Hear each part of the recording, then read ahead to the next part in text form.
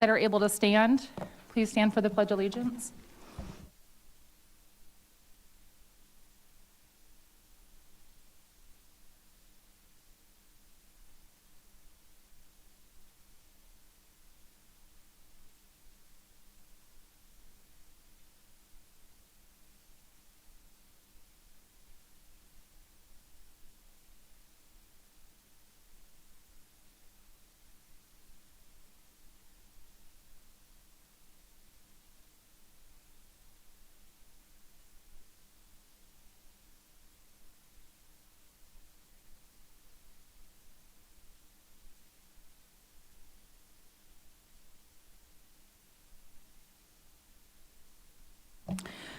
We're going to call the meeting to order at 6:31.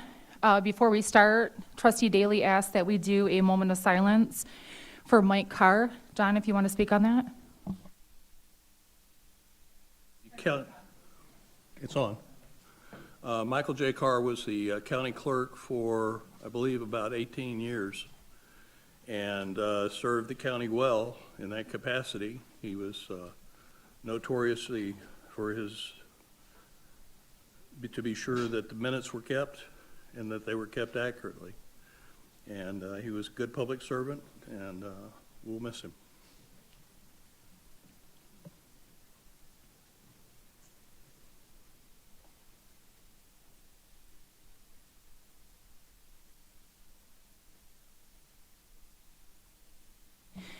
We're going to start with the roll call vote. Pardon me? I'm sorry, not a vote, roll call. Are you going to do it, Diane? Okay. Roll call for attendance for tonight's meeting. Trustee Daly. Here. Trustee Dotson. Here. Trustee Guerra. Here. Trustee Miller is not present. Trustee Reyes. Present. Trustee Wolcott, Here. who is acting chair tonight. Chair Swanson is not present. We do have a quorum. Thank you. Are there any additions to the agenda?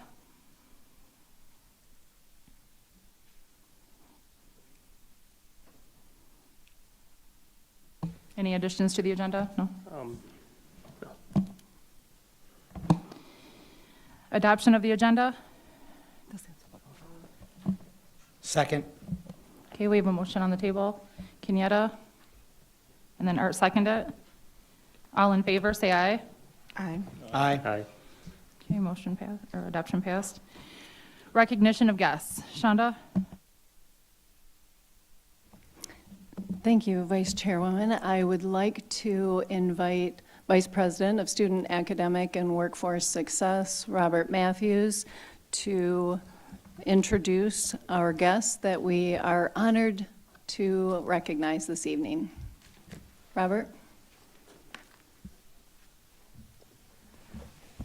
Thank you, Madam President, Madam Chair, Vice Chair Walcott, and board members. I would like to call down this evening Professor Jessica Esperanza. She's here to join us.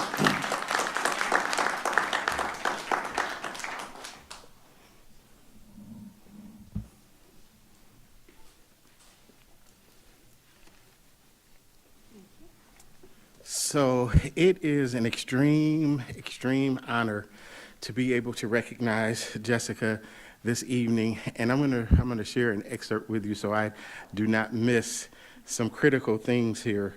So the very first is that we are proud to announce that Professor Jessica Esperanza has been selected for the prestigious U.S. Fulbright U.S. Scholar Program for the 26-27 year, and has been appointed to the Fulbright Specialist roster for 3 years through 2029. And I need you to understand, I know you all have heard of the Fulbright Award before, how prestigious this is. But please note, this is 2 separate designations and recognitions. So Jessica, we are so godly proud of you and your accomplishments and everything that you do. And it is just befitting that we give her a tremendous round of applause.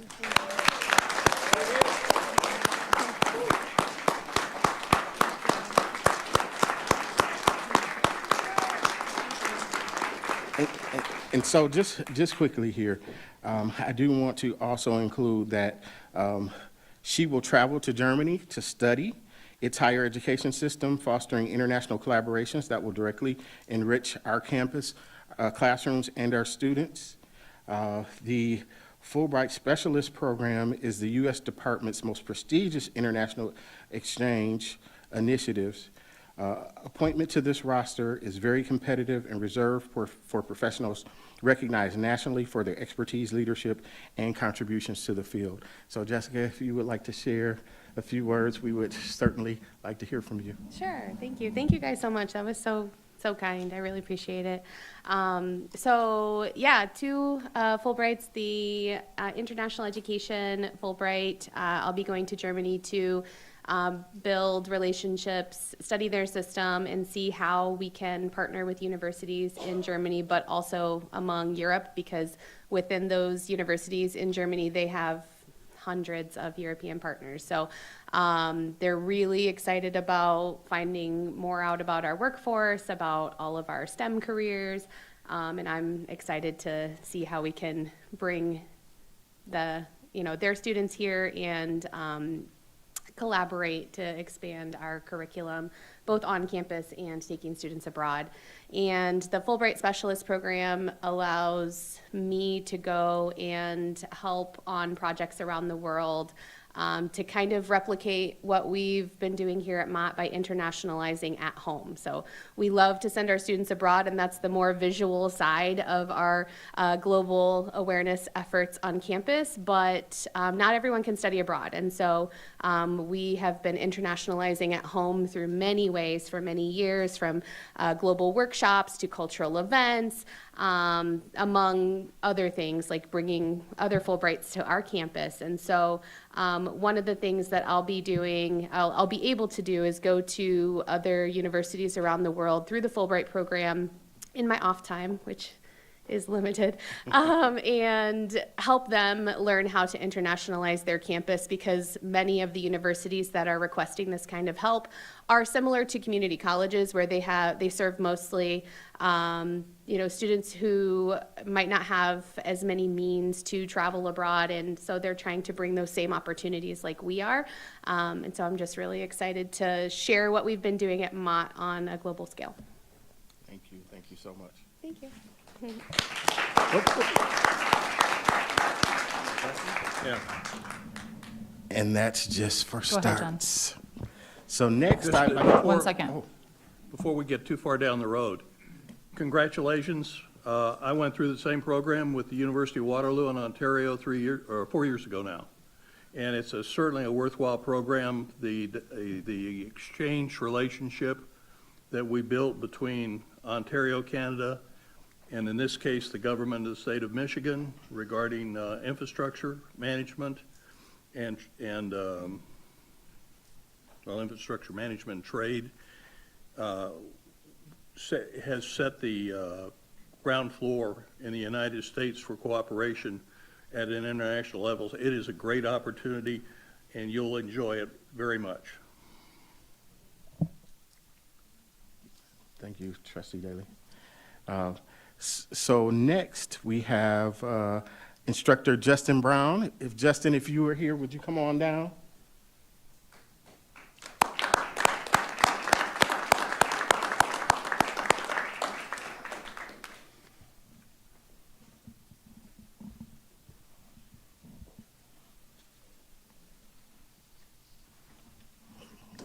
Good evening, Justin. How are you? So tonight I have the pleasure of sharing with you that our very own Justin Brown has been the recipient of not one, but 2 Emmy Awards recently through the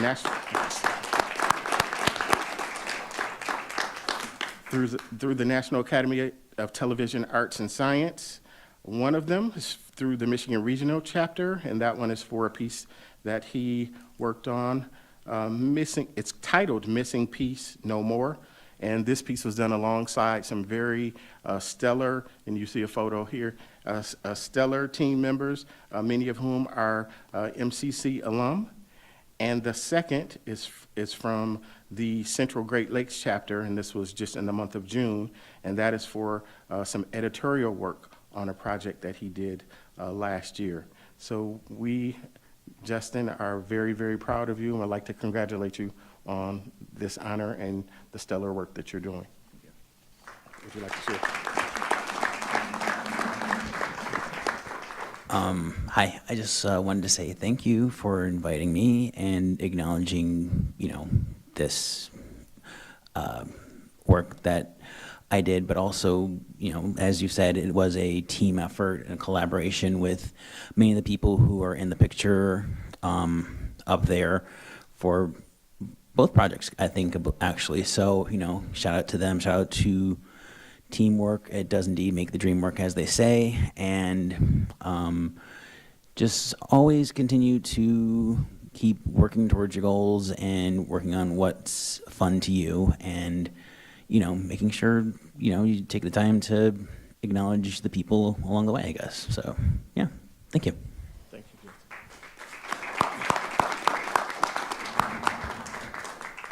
Is that good? Yes.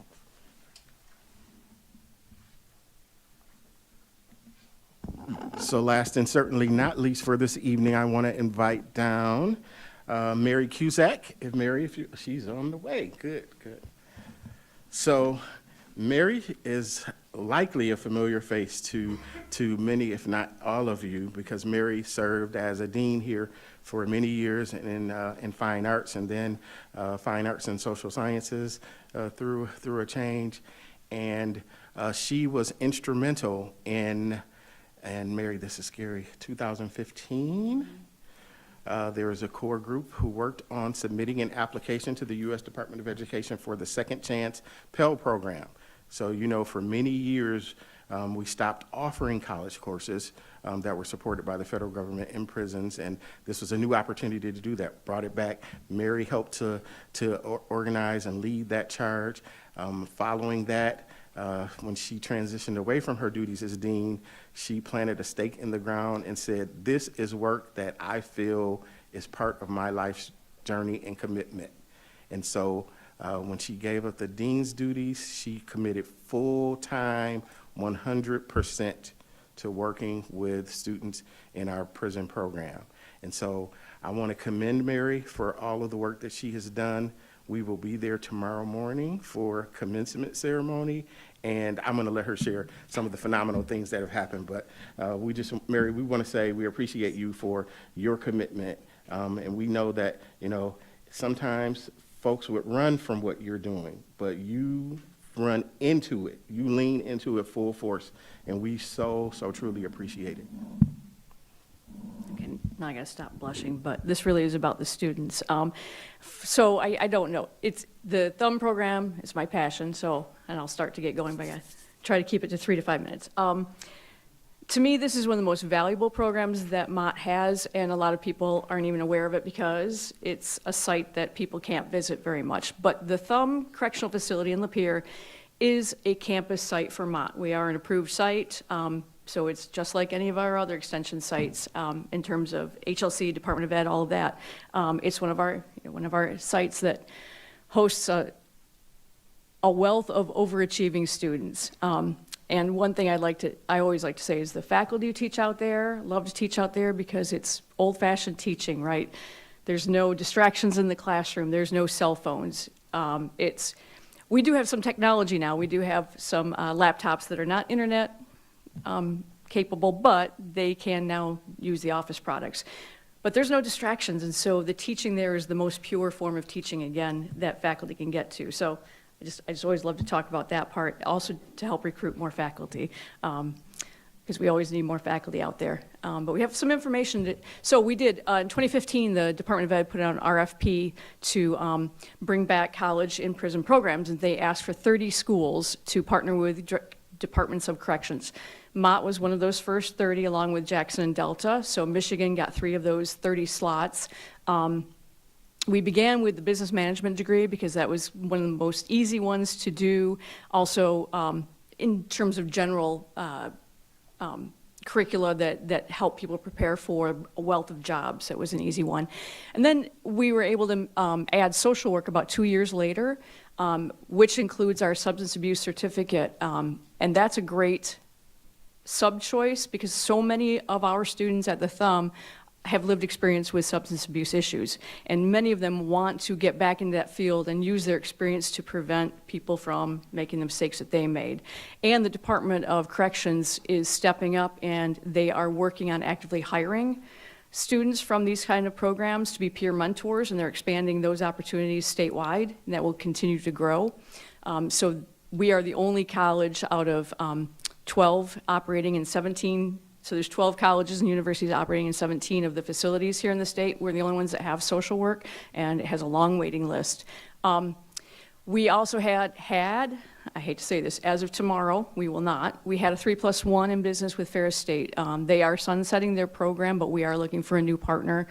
I can't say any more than that, but I think we have somebody ready to go with that fairly quickly, I'm hoping. And then we formed a 2+2 with Rochester Christian for the social work. So those students can go on and get a BS in behavioral health with social work concentration. Next slide. So a little bit of numbers, because I know everybody likes to see the numbers. Since we began the program, we launched in winter of 2017, was our first semester. We've had 323 students begin, and we actually will have, there's 125 currently enrolled for fall, and we will be bringing on 36 to 40 between this fall and winter, or winter and summer. So it all depends on classroom space. We are limited in how much classroom space we have at the moment, and I'll get to that in a minute. We have awarded so far 107 associate degrees and 34 certificates of achievement. That will change when the degrees for this summer get processed. So we're going to have about 21 more associate degrees and 1 more certificate of achievement to add to that number. All of the students who have graduated from this program, except 2, have graduated with honors or higher. We've only had 2 that fell below 3 and those 2 were in the 2.9s. Other than that, you can tell we have high achieving students.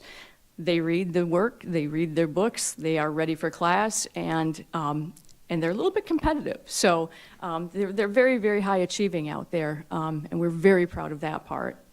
Next slide.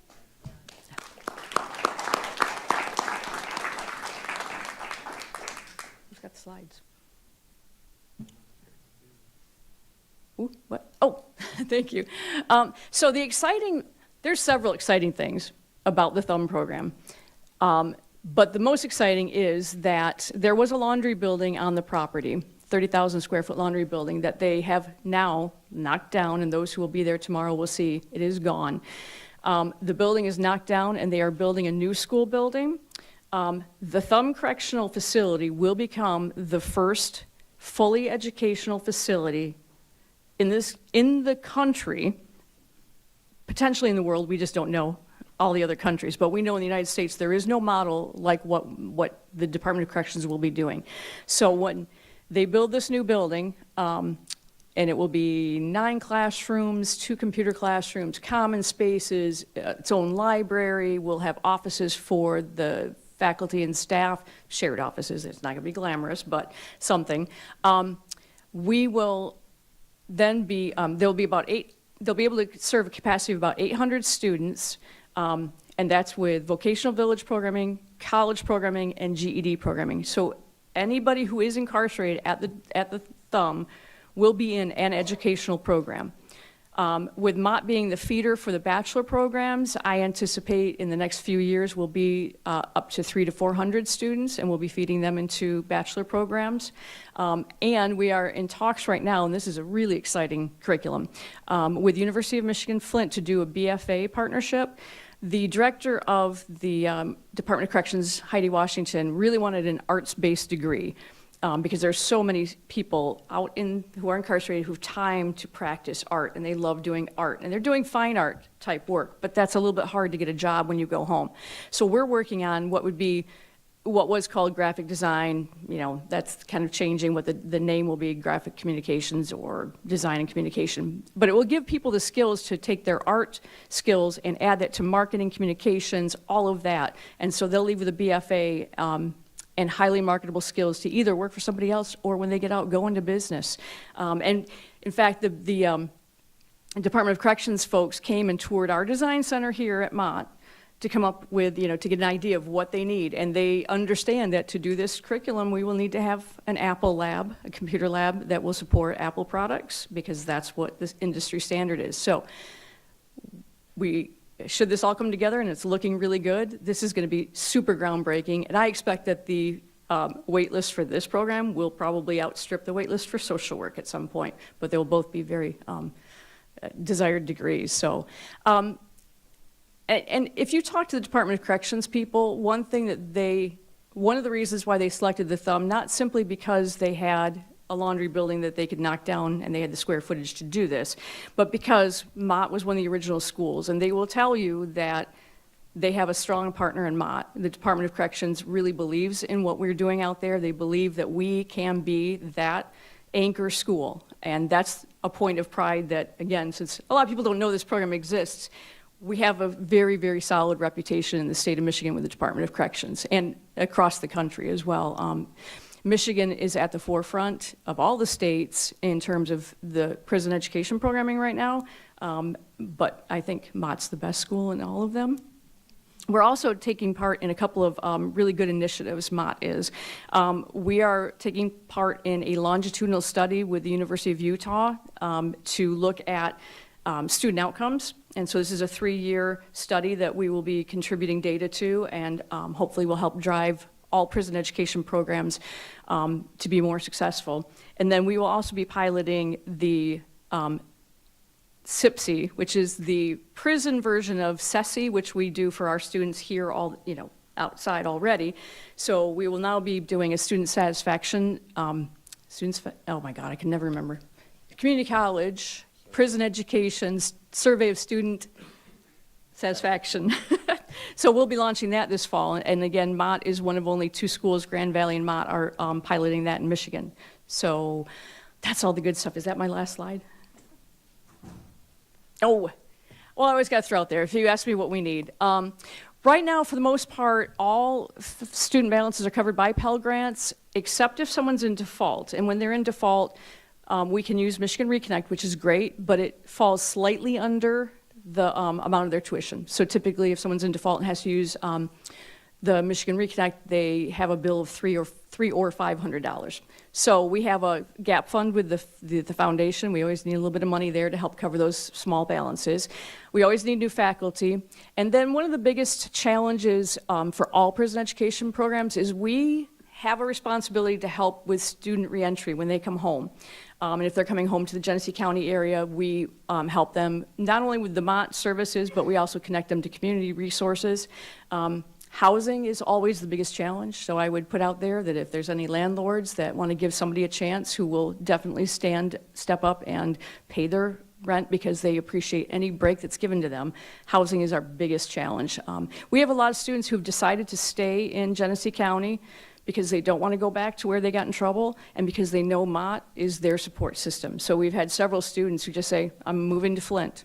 And so this happens, and we're there for them, and we need to continue to be there for them. So if you have any leads on housing, you can always let me know about that. And I think that's the last slide.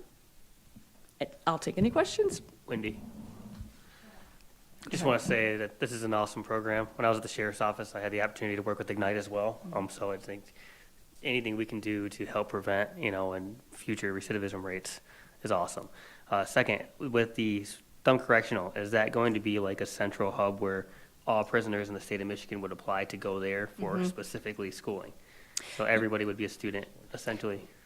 Yes, so there's 12 other colleges and universities, and there's different programs, but if they want one of our curricula, they will apply. They go on a wait list and wait for a slot to open up. There'll also be vocational village programming there, so they'll expand that. And then I don't think a lot of people know this, but one of the things that's really important to know about the Department of Corrections in Michigan is that if you are incarcerated with the Department of Corrections, and you did not finish high school, you have to finish a GED. Michigan wants to try to set people up for success. So that's the first step, is they finish a GED, and then once, so many of these students suffered some sort of educational trauma, in K through 12, and didn't finish school, and then they are incarcerated as an adult, and their first success may be finishing a GED, and that ignites that fire for learning. And a lot of them want to get a slot right out of that GED programming, and unfortunately it's not set up that way yet, but they go on a wait list. And so the expansion of this should alleviate some of those wait lists, but it will also help, it will probably make them grow a little bit, because people will want these programs who might not have considered education before.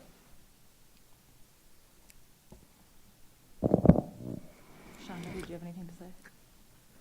Art, go ahead. Yes, I wanted to ask, is this program available to returning citizens, or is it also available for anyone who's incarcerated, even if they're like a lifer? We actually do hold 2 seats in every one of our cohorts. So we run the program as a cohort model. I start 18 to 20 students, and they go through the whole program together. We hold out 2 seats now for lifers. In the beginning, the Department of Ed only allowed people who were within 3 to 5 years, because they wanted that highest impact. But when Pell was fully reinstated a couple years ago, they expanded that to anybody. So the Department of Corrections selects the students based on misconduct criteria, their release dates, things like that. But we hold 2 seats for lifers, because what we found is right now, life doesn't mean life. We've had changes with juvenile lifers, and now they're being resentenced. People can have their sentences commuted. So some people may be there for life, but some people may go home even though they had a life sentence. The other thing that they do with lifers is they can use them as tutors. They can use them as peer recovery coaches. So even though someone might be there for life, if you give them something to do, they're not going to cause trouble. They want responsibility. If you have nothing to do for 30 years, you're just itching to do something productive. And when you meet these students, you'll see that the fire is there. Thank you for doing this. I mean, it is absolutely wonderful program, and just, the impact that it's having on so many people. The people who are graduates of the program, when they're released, is there any help that they get in employment or job location or anything like that? Yeah, that's the challenges with reentry. If they stay in the area, certainly, and workforce development is our biggest partner. We send them over there for all kinds of, a lot of them, even though they have a degree, need to do some training to get a job quicker. There still is a stigma. I mean, just because you have a degree doesn't make it easier when you have a record. So having some of that workforce training gives them an opportunity to get something a little bit quicker. And then they have employment services, and the digital literacy has been a big draw. When they go out of county, it gets a little bit harder, but what we do, because we have this network of 12 universities and colleges, if I know someone's going to somebody else's area, I contact my colleague with that college, and we try to set them up with services that way. We also give the students 4 different reentry books. One is Mott specific, about how to come back and be a Mott student if you haven't finished. And it includes all of our transfer agreements with other colleges, so if they're going somewhere else, they can plan on where they might go. Then there's the State Appellate Defender's Office guide. There is a national guide that's kind of generic reentry information. And then one of our classes put together a county-by-county resource guide. So we give people, when they're 6 to 9 months out, all of those resources to start studying up. Having said all of that, we are part of a consortium. All the colleges are part of the Michigan Consortium for Higher Ed and Prison. And my CHEP, I think I can announce this. We're not streaming live, are we? That's a joke. I know we are. So the Michigan Consortium for Higher Ed and Prison was just selected by JFF to take part in, of 2 states, this Fair Chance to Advance program. And so they're taking Michigan as a state, and they're helping us to, they're going to guide us for the next couple of years in creating a statewide consortium of employers and work on those kinds of issues. And so that's going to be a big initiative, because again, reentry is messy. It's county by county or region by region.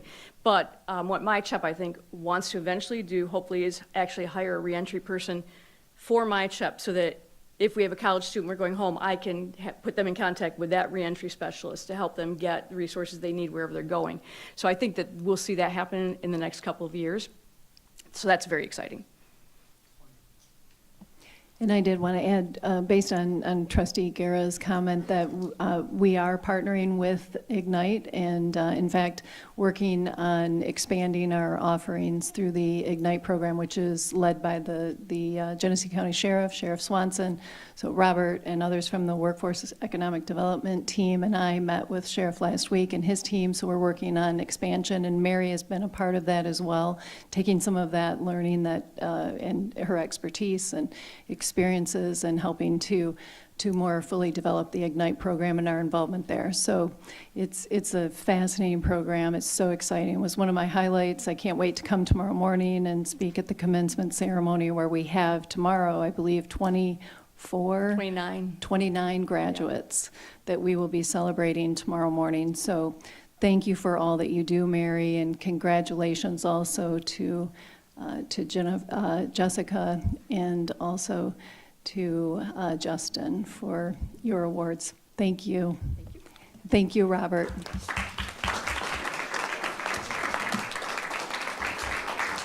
John, go ahead. Sorry.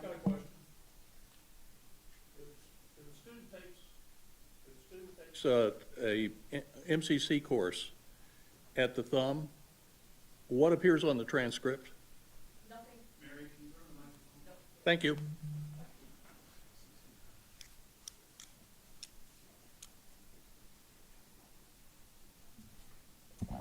So our transcripts don't tell where a person took a class. There's nothing on their transcript that indicates that they're any different than any other student. Their diploma and transcript look like any student. So there's no stigma involved in where they got their degree.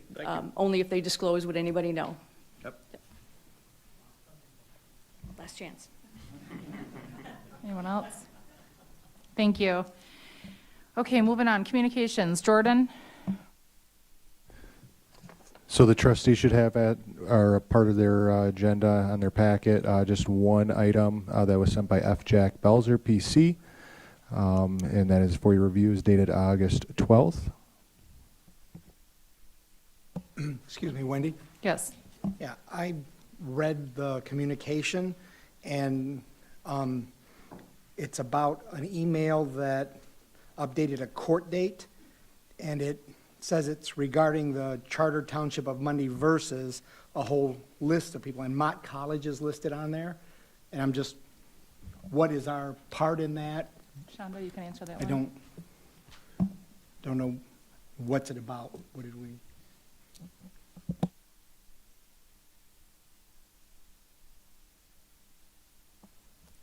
So also, perhaps Jack Jordan could come forth. So this is my understanding related to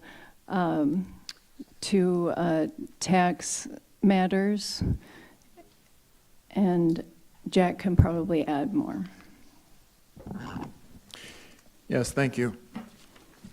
This was a matter that was filed by Mundy Township, having to do with personal property tax. And these various entities were given notice that they were not able to collect from certain individuals within that district. The matter has already been dealt with. Okay, it's just when we get communication that shows that we were part of an action that went to court and says that there was a hearing today, I just would think that the board would know prior to it happening. Normally, none of these entities filed an appearance except for Mott. I filed my appearance, and it was more pro forma. The court dealt with it and signed the order.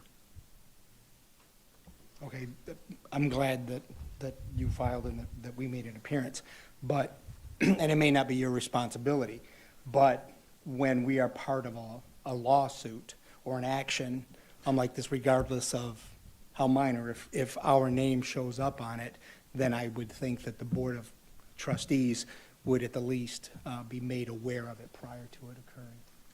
So, thank you, Jack, for. John, Okay. go ahead. And I can also tell you that there was another action, it was Davison Township, that filed the same type of action, so. And it was handled, and I actually attended that hearing, got to see what they did, so, thank you. All right. What was, just, I'm curious here because the college and this whole other list of people that, entities that are on here, municipal corporations and such, are all tax exempt. And what was the essence of the suit? In a concise version, please. Just personal property. The township sends out tax notices to all of the entities within businesses that they have to pay their personal property taxes. And these entities, various entities were, they did not file any taxes, and thus they were waived. And these entities were given notice of what was taking place, that's all. Are we obligated to pay personal, taxes on personal property for the college? We are not, no. I can't see anybody on this list that would be. None of these No, it's- entities, they were just it's a given notice. reduction. They were just given notice Okay. of the various businesses that did not pay their personal property tax. Yeah, I seem to recall that we get notices periodically from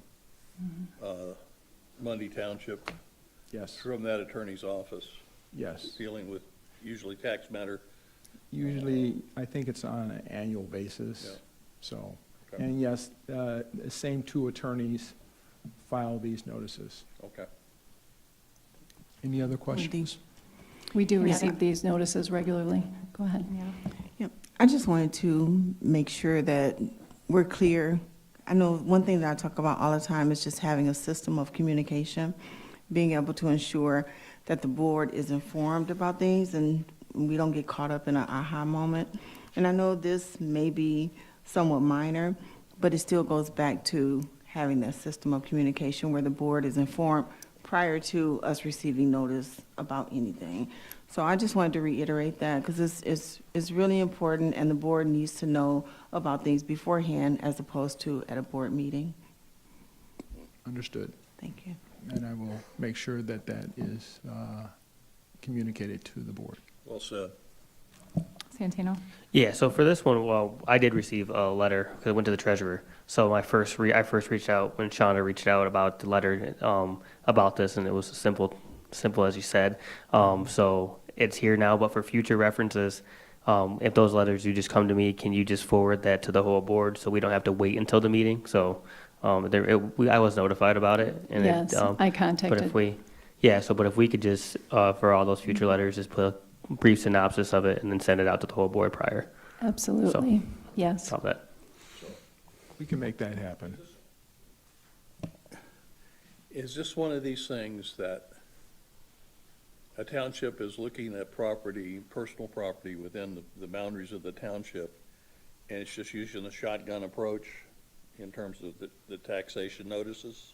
No, it's not a To sort it buckshot out? I mean, approach. It's why would they, I'm still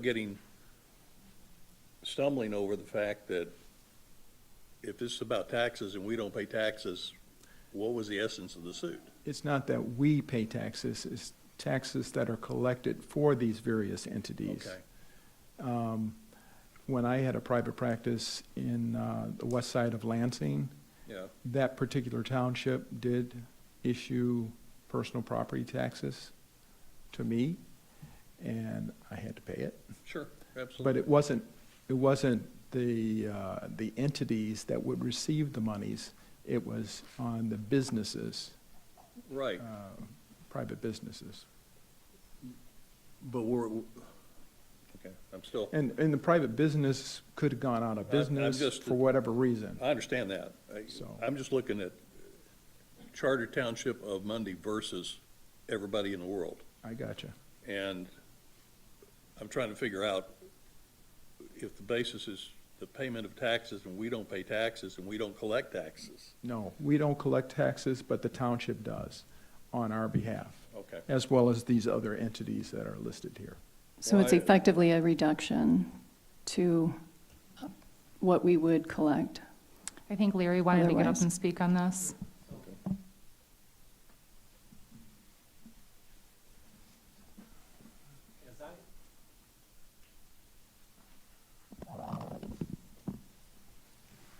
So first, yes, we get these, we've gotten these ever since I've been here, probably twice a year. So John, the situation is, as Jack explained, the personal property taxes on their personal property, not real property, has different, I guess, not requirements, but a different method of collection. If it's not collected, they can't go back on that property and put a lien on it or take it. So in order for, when the municipality that's collecting for us determines that those taxes are uncollectible, they have to notify everybody that would have had a portion of that, notifying them that we're writing this off. And so that's what this notification's for. Just to let everybody who was supposed to get these taxes, letting them know that we're writing these off our rolls now. I think it's every 3 years they do this.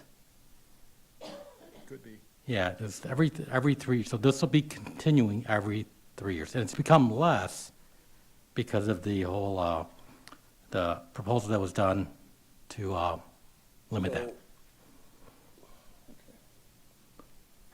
It's, trying to understand yeah, why this came out with this language in it as opposed to just a simple memorandum that's addressed that says, hey, this is, to me, when I look at this, and I'm certainly not as versed as in the law as you guys are, but when I see the term versus, that says lawsuit. And it says that somehow we're a party to a lawsuit. And Yeah, and I understand, John. If you could see the rest of the pleadings that were attached to it, this is just a notice, a letter. But in the opinion, you giving- two were okay. Yeah, we are okay. I want to make it very clear that Mott was the only one that filed an appearance on any of these things. I don't know if it's ever been done before, but I was there and I spoke to the attorney and he said, oh, it's nice to meet you. So, yes, I'm representing Mott well. and there's no recourse in this. There's nothing that we could do in this, correct? We'd have to refile, we'd have to sue them back. Right. Correct. Yeah. And we're talking, minimal dollars. Any other questions? Thank you. Thank you. Again, I want to reiterate exactly what the board said and echo from there. These are the things that we're talking about. We just want to be included and informed, so we're not finding out just today. Can I just reiterate, too, that we immediately notified trustee Guerra as treasurer, as the letter was addressed to him the day it was received. And we will, going forward at that, after notifying the treasurer, whomever the communication is addressed to, create an email to the remainder of the trustees as well, so. Okay, moving on. Comments from the public. Jordan? The, excuse me, the first comment has been submitted by Aaron Garrix of Kensington Avenue on the topic follow-up from June meeting and question about the current agenda.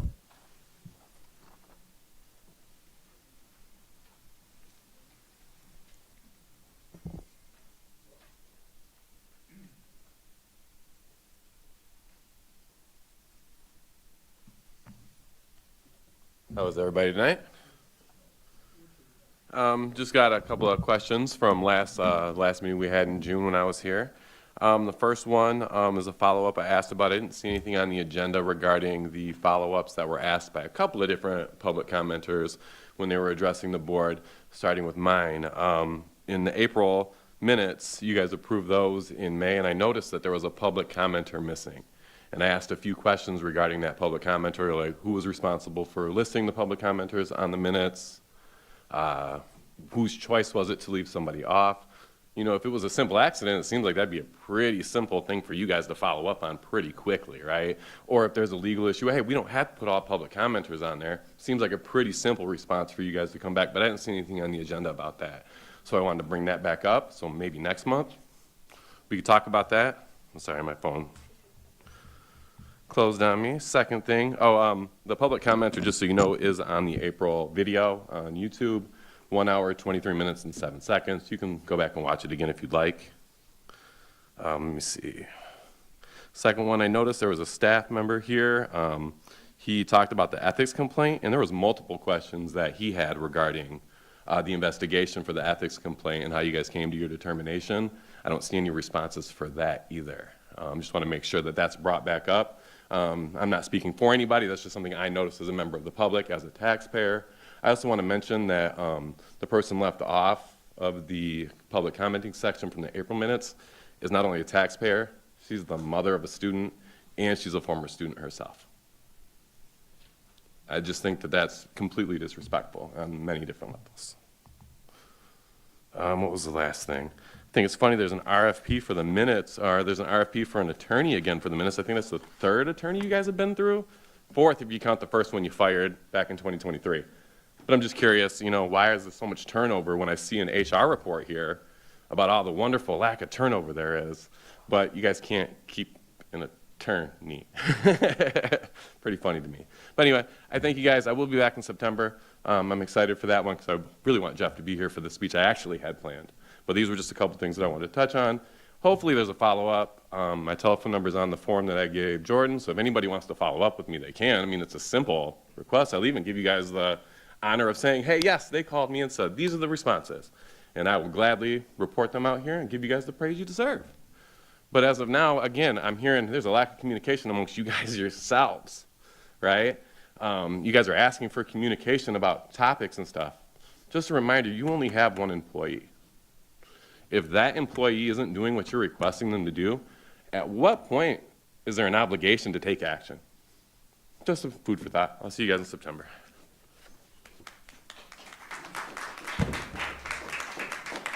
Jordan, any other comments? The next comment has been submitted by Paula Weston of Flushing on the topic of Robert's Rules of Order.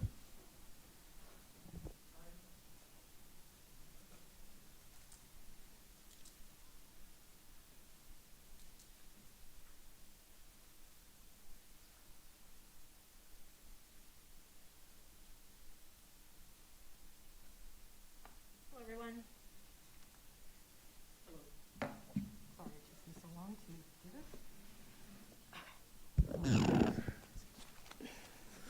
Hi there. So, I'm Paula Weston.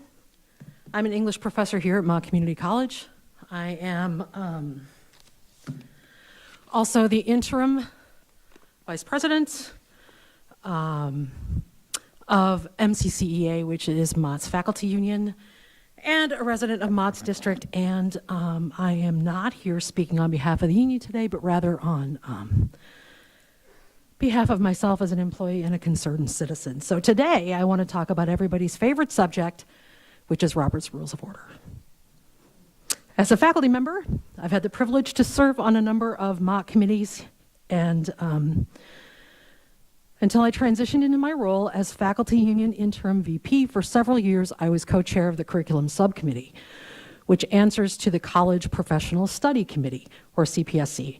Now, as faculty union interim VP, I'll be co-chairing that committee with Kevin Asman, hey Kevin, our assistant vice president for academic affairs, and I'm actually really looking forward to working with Kevin directly. I am well acquainted with Robert's Rules. Most committees in democratic societies run their meetings according to some form of Robert's Rules of Order, a parliamentary procedure first published in 1876 by U.S. Army officer Henry Martin Robert. Robert's rules are designed to give meeting structure and to prevent meetings from devolving into chaos. According to Policy 1620 of this board's bylaws entitled Parliamentary Procedure, the chair of this board shall interpret and enforce Robert's rules in all board meetings. Additionally, and I quote, the rules may be suspended at any meeting subject to a majority vote of the members elected to and serving on the board. which brings me to the role of Diane Cotter in board meetings. I am unclear about Ms. Cotter's position here at Mott. I admit that very freely. During public comments at the June board meeting, Bobby Walton said that Ms. Cotter has worked as a temporary employee of the college for the last year, and that Ms. Cotter's role is of recording secretary and parliamentarian. Before that meeting, I had thought that Ms. Cotter served as assistant to the secretary of the board, the secretary being trustee Candace Miller.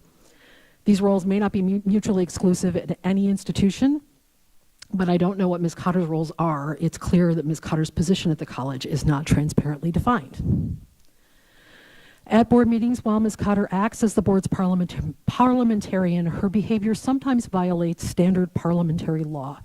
Under Robert's rules, a parliamentarian serves as a silent advisor to the chair. They are never permitted to spontaneously address the board, interject during debates, or offer unsolicited opinions to the floor.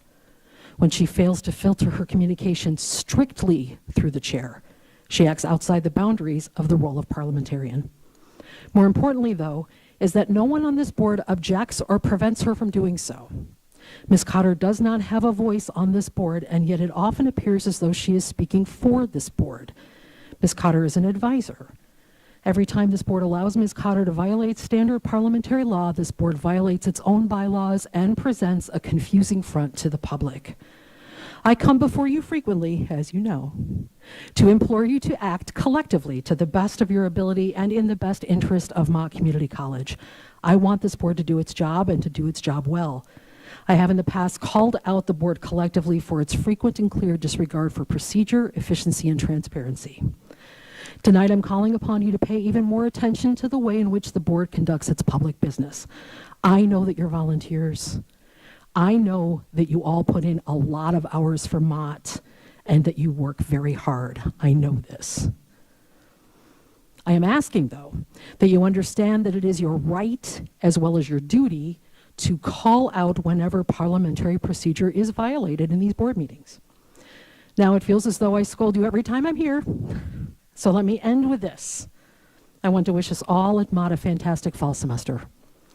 I also want to remind you that your faculty works harder than you know to deliver excellence all year long, and that we, the Mott faculty, love what we do, and we love Mott Community College.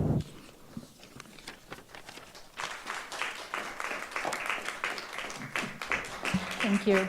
Gordon, any other public comments? The next comment has been submitted by Carrie Devon of Grand Blanc on the topic of the college.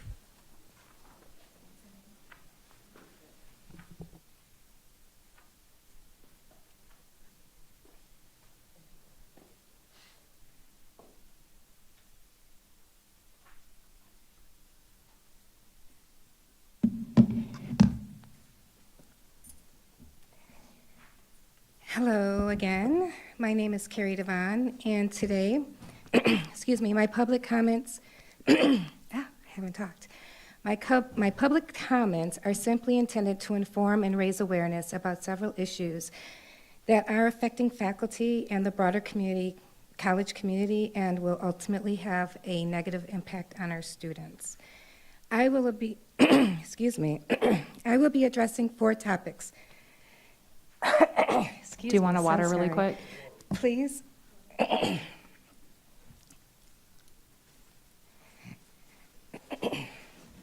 Thank you, Jordan.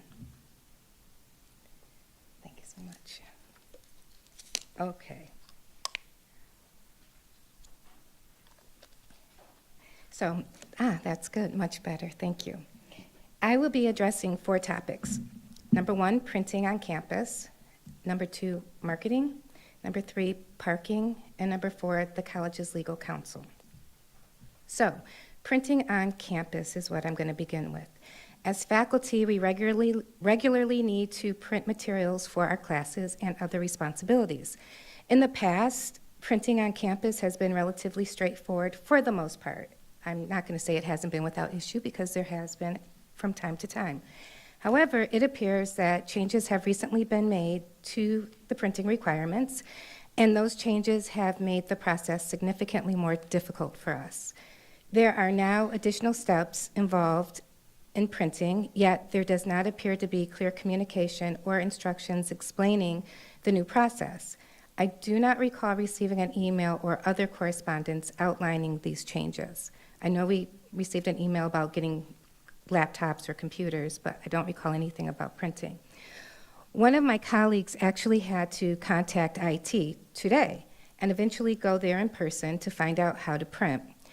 Without that assistance, they would likely have continued trying to figure out how to print on their own, but with as many new steps that are involved with the printing, they probably wouldn't have been able to print on their own without this assistance.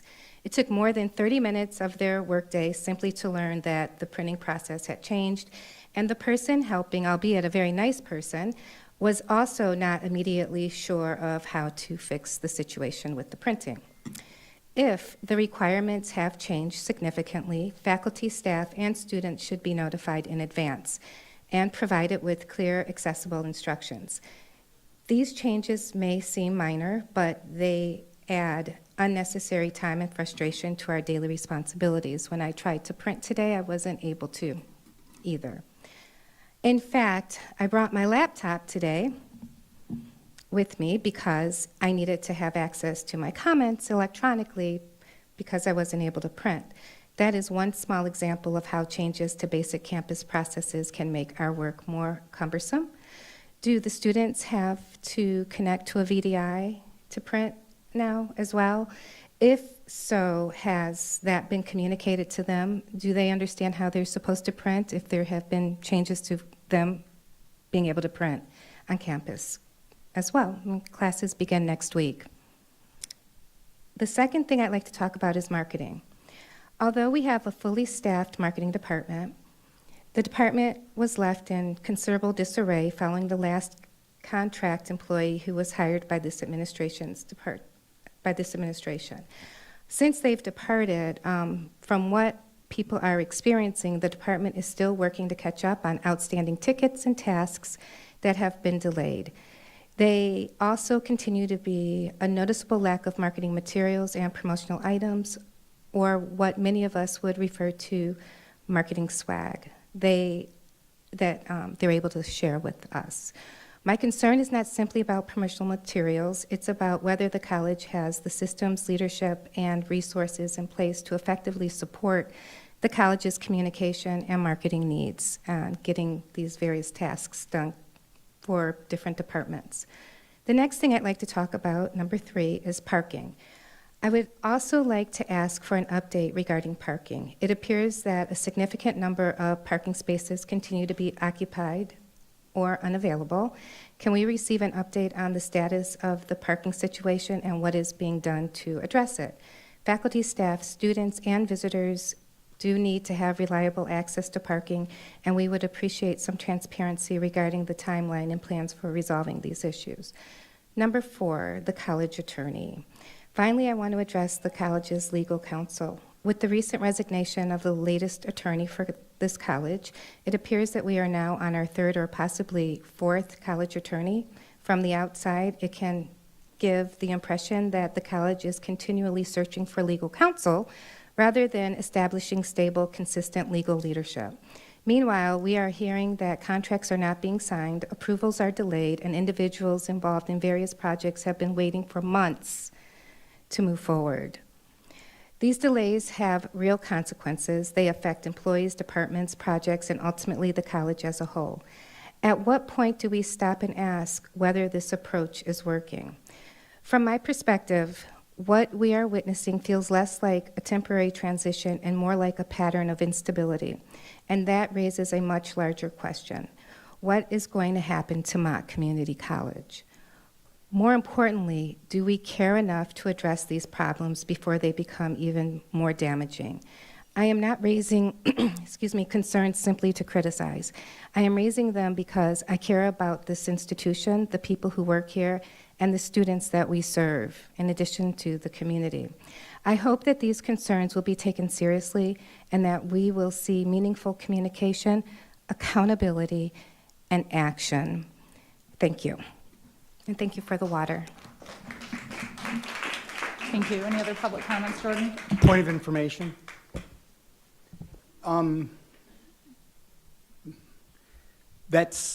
new information, indication that our college attorney has resigned.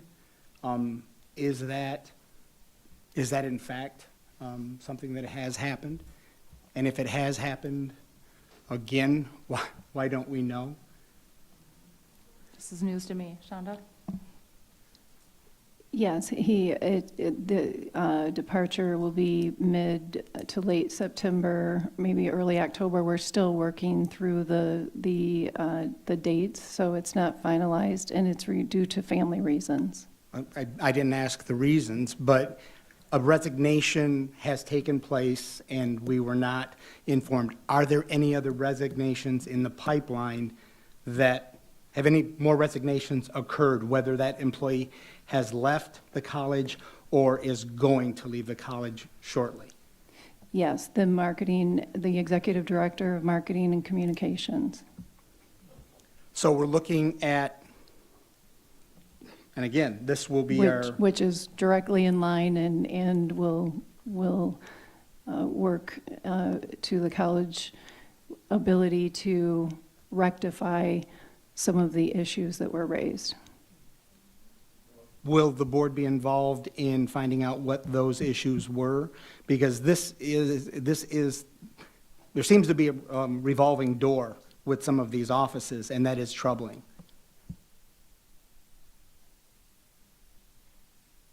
What is your question? Why are we replacing so many people who report directly to you? We are replacing so many, and these are two in departments that, for family reasons, have both determined that they will leave the current positions, which we will find capable leaders to backfill and at the same time address these issues that were raised. Thank you, Carrie. Well, all the issues that Carrie raised, okay? Because we And lost others. an HR person, we've got another HR person, two, okay? So we have an acting HR head. We'll be looking for our third college attorney, and our third marketing person. And that seems like so many to me. That seems like more than just regular order of business kind of things. So it seems that there are more issues than just what Carrie brought. There is a reason do we have exit interviews with these individuals? What is going on that we are having difficulty in retaining people who you have brought on? There is a variety of reasons, so I will write a report for the board and answer those questions for you. And they are both in transformation areas that we are restructuring the marketing and communications department. The decisions for both of Jack Jordan and for Amanda Holdsworth were for family reasons. When is Amanda's last day? It's not been determined. Neither of their resignations have we finalized a date. When can we expect the report from you that you just mentioned? As soon as their resignation dates are finalized and prior to the next board meeting. So we'll have it by September? before Okay. the next board Okay. meeting. Okay. Yes. John? I think one of the problems, and this is something that I've been harping on now for over a year, is when it comes to people, we're keeping two sets of books. You've got one set of books that deals with the employees, and you've got another set of books that deals with independent contractors. And there's no crossover. We don't. We, the board, when we get a report from HR, it's exclusively dealing with the people that are in this book. The people over here are employed by solely at the discretion of the president. And that, if you look at my instinct is, if you look at it, that's where the turnover's occurring. And we, the board, the last time I looked at this, I looked at a spreadsheet that the administration provided, and we were spending over $2 million a year on independent contractors. It's gone up since then, I believe. Now, there is clearly a need for it to have a component that's independent contractors. We have an independent contract with 2 piano players. We don't need a full-time piano player. But when you start substituting the independent contractor into positions that have been traditionally held by full-time employees, now is where you get into the problem of the 2 sets of books. Okay? My understanding is the state puts out a listing every year that has all college employees in there and it's full breakout on what they do. None of the people that are in that listing statewide are independent contractors. Independent contractors, again, the independent contractor comes in, an independent contractor has a specific scope of work.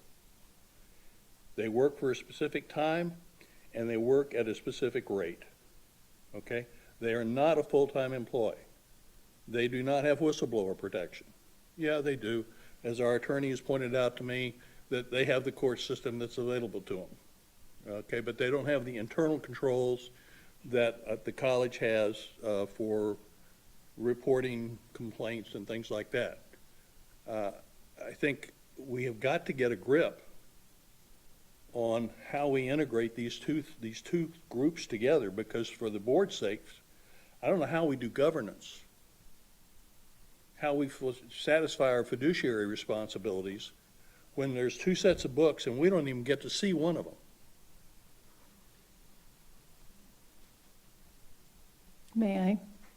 You're welcome to see that. We have provided the list of independent contractors, so. When was that last provided? Well, I thought last year when this Last year. question, yes, sir. This is August. Have you hired any independent contractors or terminated any contractors since that time, since we met? Because there's a change in lists, there's changes in wages that are being paid. We can provide it And as to be candid with frequently you, as. getting that list was not an easy thing to get. We're more than happy to, I'm more than happy to provide it. So I So you can provide inherited, that to us at least on a quarterly basis. absolutely. So moved. So, absolutely. So I inherited those, it's a longstanding practice here at Mott Community College, so just for the record. And so the majority of them are ALERTA employees, so Law Enforcement Regional Technology Training Academy, and also workforce and economic development employees who are primarily grant funded. So there is some. As I said, and- it is a useful tool if it's used properly. I mean, I wasn't kidding about it. I'd like to see a quarterly report Sure. from the administration that includes the position, the current holder, and what they're being paid, and what the term is, Absolutely. and a brief statement of scope. And we'll show the history And that's- as well back for the Madam last. Madam Chair, I would hope somebody'd second this. That is a motion. I was just going to say, we need a second. Yeah, Sure. you said so moved Sure. so quickly that Can you state your yeah, motion, I John? second your motion. Thank you. Can you Sure. state your motion, John? What? State your motion. That the administration provide to the board at the beginning of each each quarter in the calendar, a report of the previous quarter of the number of independent contractors, what positions they're holding, what they're being paid, what the term is of their contract, and what their scope of work is. So we have a motion on the table with John. Art, you second it. Any other discussion? Okay, we'll take that to a vote. Art? I'm not sending this to policy.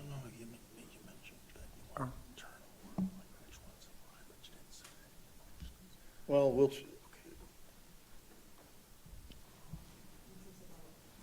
What's that about? right now, I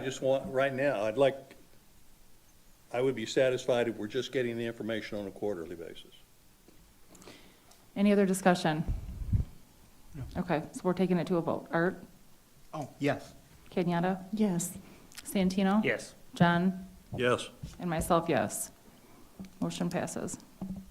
I also have a question. Sure.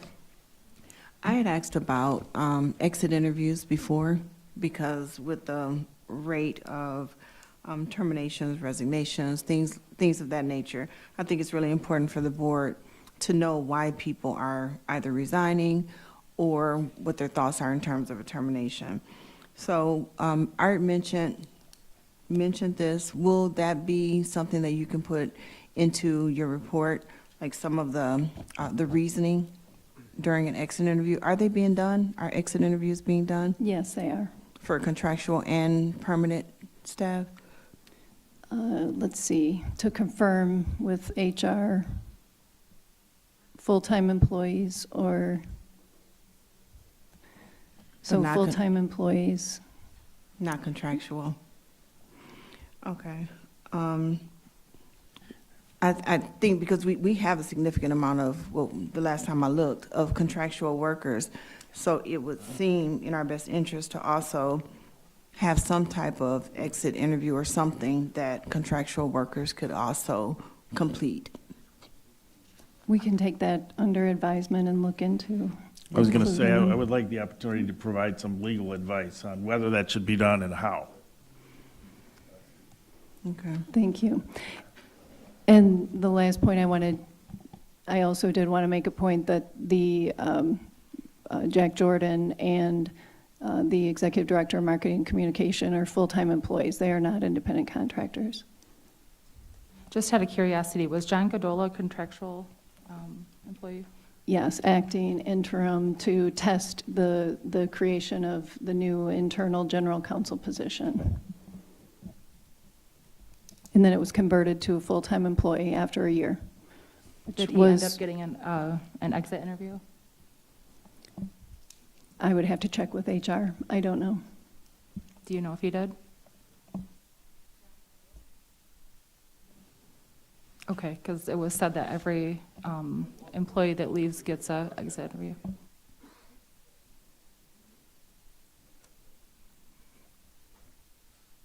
And if I can just add to my question, this conversation came up before about the exit interviews, but I don't recall us ever getting a report, the board ever getting any type of report as to like exit interviews, what people were saying as they were leaving, whether it was positive messages or something else. So like as we go forward, I would love to see us be in the know as a board as to what some of those comments are.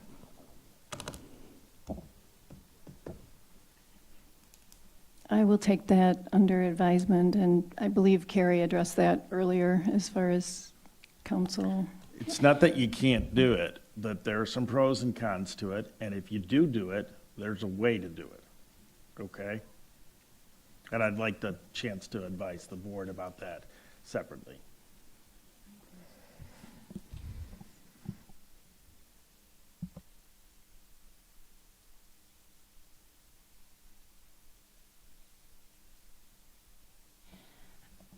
I'm sorry to bring this up again, but back to John Godola, if he was a full-time employee and did not get an exit interview, it was just said that all full-time employees get an exit interview. Can you just He- clarify that? John Godola was an independent contractor on an interim acting basis until we determined as to whether or not that role was going to be viable, helpful, and value-creating for the institution. Okay. And then it was converted to full-time.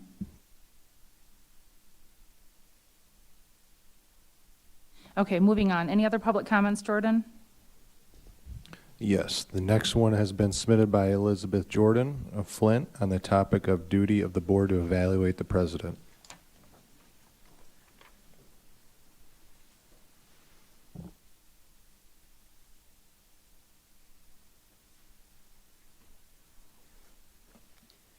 Good evening, everyone. Thank you for the opportunity to speak this evening.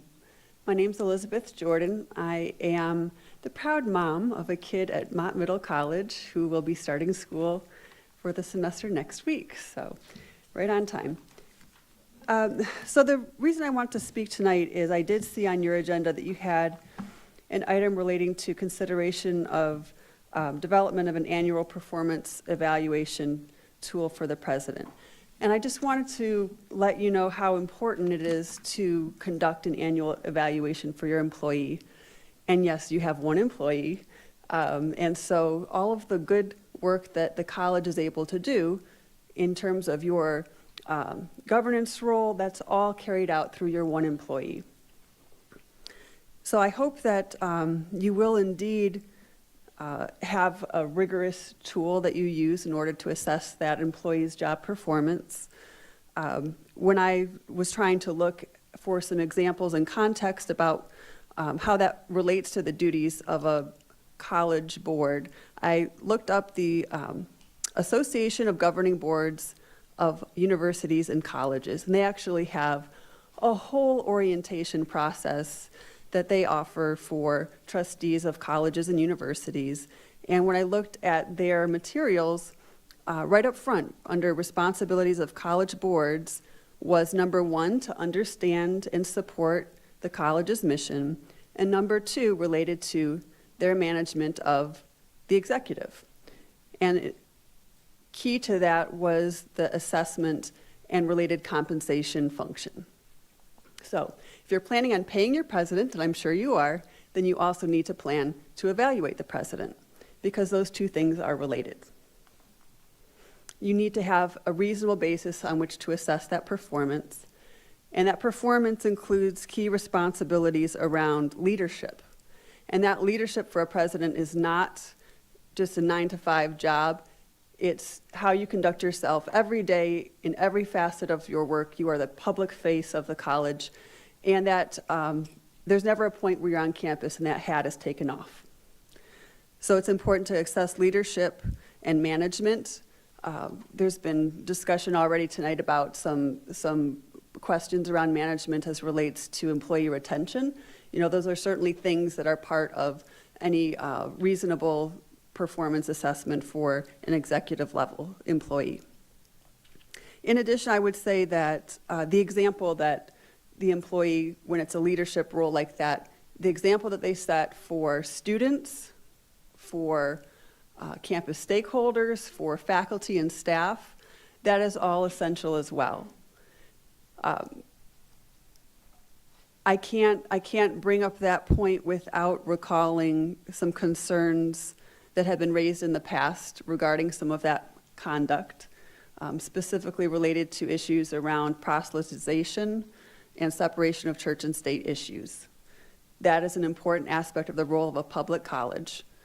We need to have a campus where every person of every religious or spiritual background feels respected, welcome, and a complete member of this campus.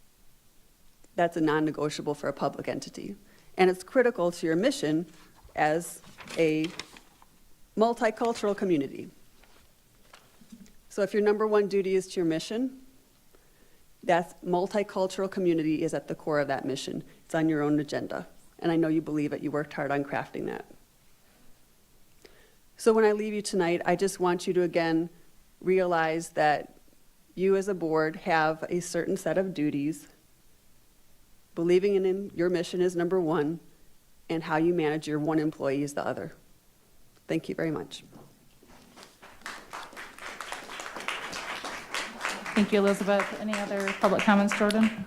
Yes. The next comment has been submitted by Catherine Boussard on the topic of general good governments, item number 2.33 and 2.3.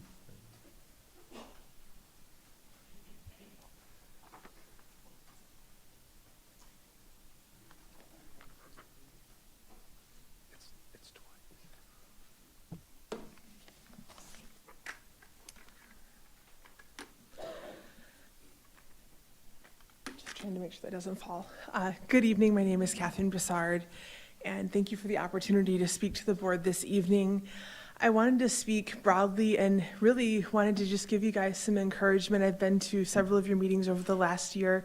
Really wanted to encourage you to think more about good governance as you start the next school year. But before I say what I plan to say, I wanted to address what just happened because I've served in local elected office, including on education boards, for more than 10 years at this point. Been through more of these meetings than I can count. I've never once seen what I just saw, where public comment was interrupted by a point of clarification that turned into a motion and extended dialogue that was not on the agenda.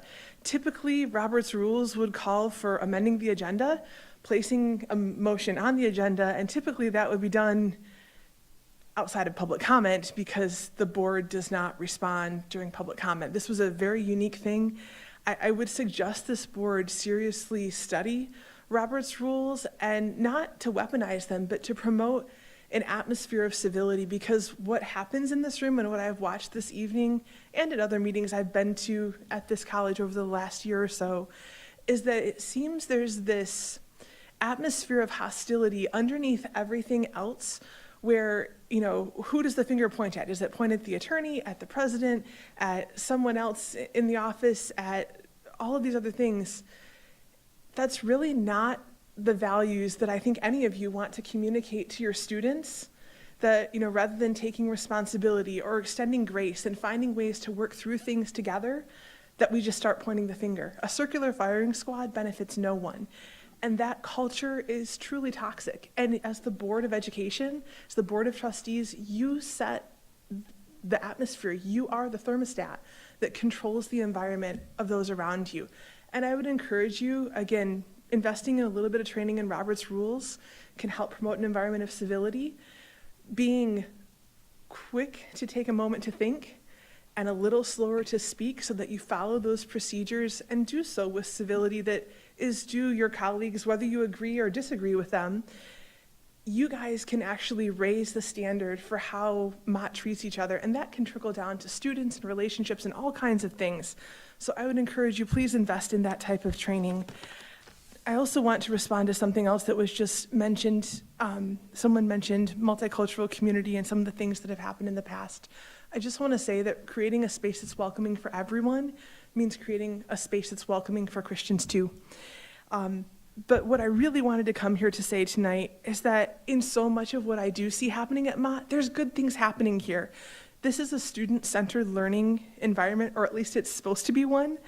And the intent is to focus on creating an extraordinary student experience where students go out and use the education that all of you invest so much in facilitating. Your staff, your president, your faculty, all of you as board members, you invest in that. And that is intended to drive student lifelong success. That's something to be proud of. And as the new school year begins, I just encourage you to stay truly tunnel vision focused on what helps students learn. If it doesn't help kids learn, if it doesn't help young adults get a good foundation, or learners of any age get a good foundation, why are we doing it? Focus on student learning. Forget about the things that would distract or divide.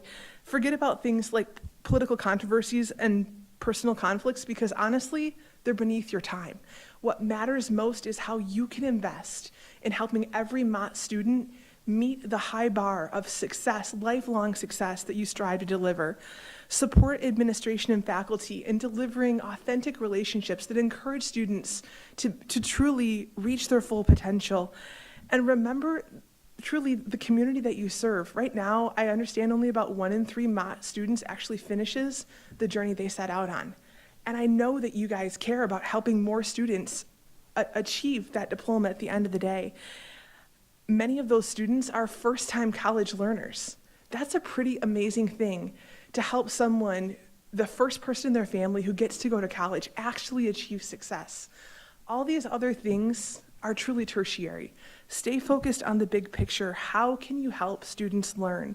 Set high standards for yourself. Refuse to engage in gossip or conversations that tear each other down. Instead, all of you, focus on building each other up. Staff, administration, faculty, the board, how do you build each other up to do the very best? How do you believe in one another and show grace while holding a standard of accountability and transparency and all those things that matter? you can do that in a way that edifies rather than destroys. Thank you. God bless. Thank you again for listening. Thank you, Jordan. Any other public comments? The next comment has been submitted by Deanne Eddy on the topic of support the president.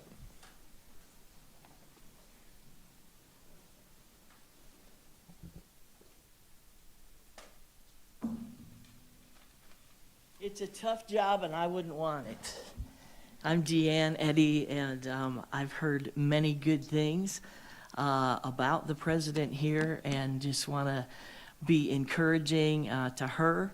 And I know in February you all unanimously adopted a unifying statement affirming the constitutional right to freedom of religion, respecting all deeply held beliefs, and affirming the college's responsibility to maintain an inclusive and welcoming environment. And that's awesome. So it's my understanding that the Americans for Separation of Church and State have made another accusation. Nowhere in the Constitution does it say that there should be a separation of church and state. It says that Congress shall make no law respecting the establishment of a religion, nor prohibiting the free exercise thereof, which to me just sounds like we're free to be who we are, and I love that. Listening to the discussion tonight, I think it's healthy to talk about all of these things, but at the end of the day, it's a distraction if we're not able to work together. And I think that everybody here wants the same thing. We want a great education for students. And you got a great facility, you got some great programs, and are really helping students to be prepared for the future. So I say, go for it, do well, support what the last speaker said, and just let's work together to make it happen. It's not easy. We live in a world that's very divided, and I think that we have to work to get beyond that, to work together to be able to make things work well. So I just thank you, and I pray that we'll all be able to work through these issues and be the best college you can be. So thank you all. Thank you. Jordan, any other comments? The next comment has been submitted by Kathy Griffin on the topic of higher education and religion and freedom.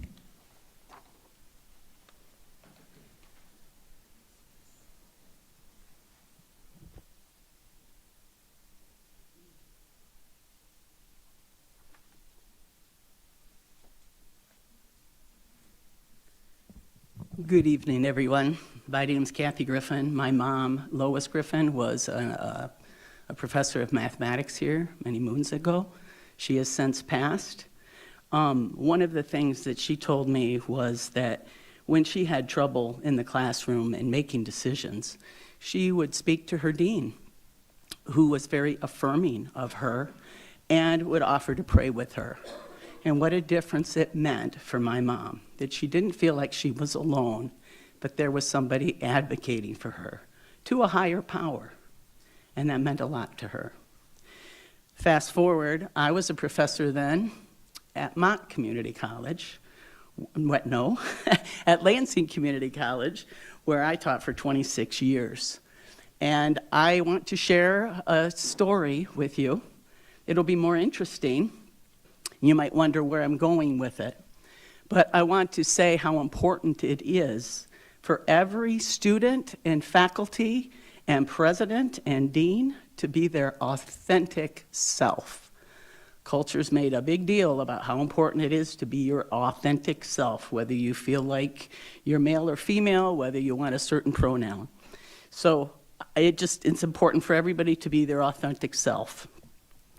When I was at LCC, a 60-year-old professor was raped and murdered in the classroom in 2005. Subsequent to that, after the cleanup the next semester, I was there to teach a math class in that very room. Whether you believe in spirits that come because of trauma or not is not the point. The point is, I was threatened by a student in that very classroom. The words, "I am going to kill you, bitch," came out of the mouth. The student threw something at me. One other student heard it, and that was it.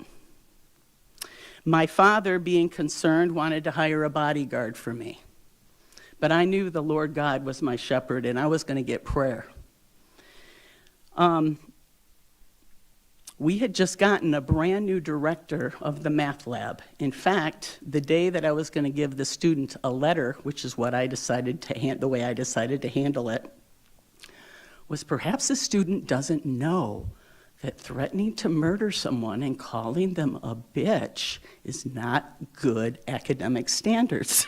So I decided to write a letter and wanted this new director, who I had just met, to accompany me to the classroom so that when I called the student out in the hallway to give the letter to the student with warning that this behavior will not be tolerated, that person in leadership over me, he was the director of the math lab, would just be a witness if this student said, "I never got a letter, I never got a warning." So unbeknownst to me, this new director was a Christian. And what he said to me was, "How about I go to your class just before that one so that I can walk with you to that class so that don't feel like you're alone." And I said, "That'd be awesome." Again, didn't know he was a Christian. He shows up at my class before there's 10 minutes past time. He says, "Is it okay if I pray with you before we go?" I cried in gratitude. I cried in gratitude. The Lord had answered my prayer, that I wasn't going to have to go it alone. There was another believer that was going with me. Brand new, but he was free to be his authentic self. If I were offended by that, I have the freedom to say, "No, thank you, you weirdo. I choose to go alone with the different God, with my lucky, what's those little, my rabbit foot." I could do whatever I wanted to. But that was awesome, and it was an answer to prayer for me.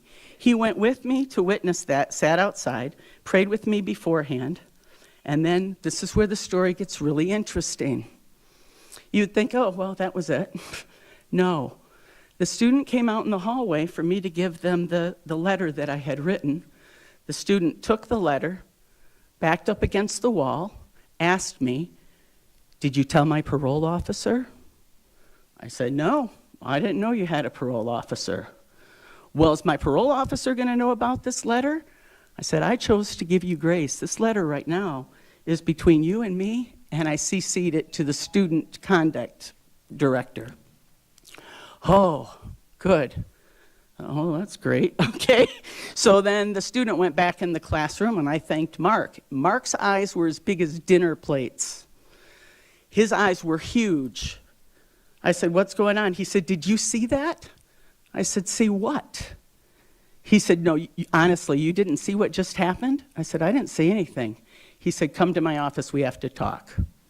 After class, I went to the office. This was 2005. Carolyn Cronenberg had been raped and murdered in that room in January. This was a later semester. And Mark had me in his office. We closed the door. And he said, "Kathy, think back. What did she do when you gave her the letter?" And I said, "She backed up." He said, "How far did she back up?" "I don't know, 5 feet." 5 feet. Where were her hands? I said, "They were down." Specifically, where were they? "They were down and they were pinned against the wall." He said, "Right. There were 2 angels beside her. That I have never seen an angel in my entire life. They were 7 feet tall, white glowing apparitions, and they were holding her to the wall." He cried. I cried. He said, "Never in my life have I seen such a thing." So I would like to suggest, whether you believe the story or not, that sometimes even public institutions entertain angels unaware. And sometimes God uses people And sometimes he sends his messengers unaware. But I want to tell you what a blessing it was to me that there was an undercover agent on duty that day, Mark Cole, who had no fear. He was allowed to be his authentic self. And now, Shonda, you have a high calling to be your authentic self, but you don't have the luxury of being undercover because of media. But I think that's a good thing, that now people may seek you out for prayer. The Lord blessed me and LCC by what didn't happen next. This student was hostile and murderous. It was all handled outside. There was no further murders at Lansing Community College, and it was a viable threat. I can say here, Jesus Christ is Lord, because it's my public comment at a public college, and I'm not using hate speech. And I don't think that I should be stopped from saying that if I were an employee here.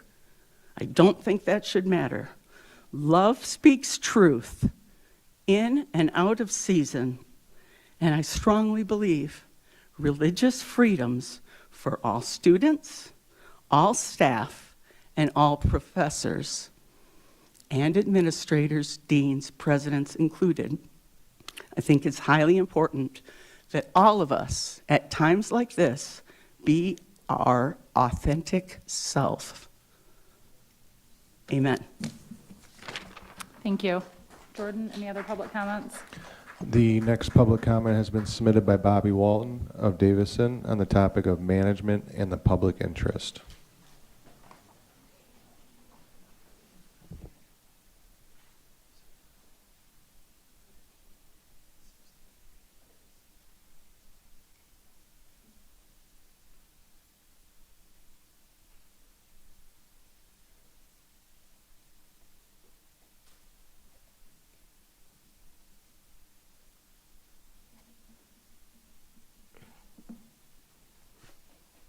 Good evening. It would appear we're not sticking to the 5-minute rule. Has the agenda been approved? Did I miss that? It was approved? I guess I missed it.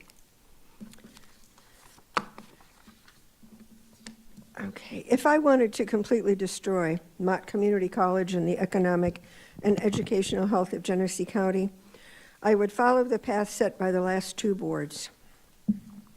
It's hard to believe this failed management and corrupt accountability is an accident. The only conclusion is that corruption and destruction is intentional. Pull up the YouTube coverage of every board meeting of the past 3 years of the Board of Trustees. You will see at every meeting the intentional operation of the corrupt 4 board members to destroy every possible good thing. Start with January 2023 to see where corruption starts. Next, pay particularly attention to May 12, 2025. This is where, in spite of every question and expectation of public accountability, you took action.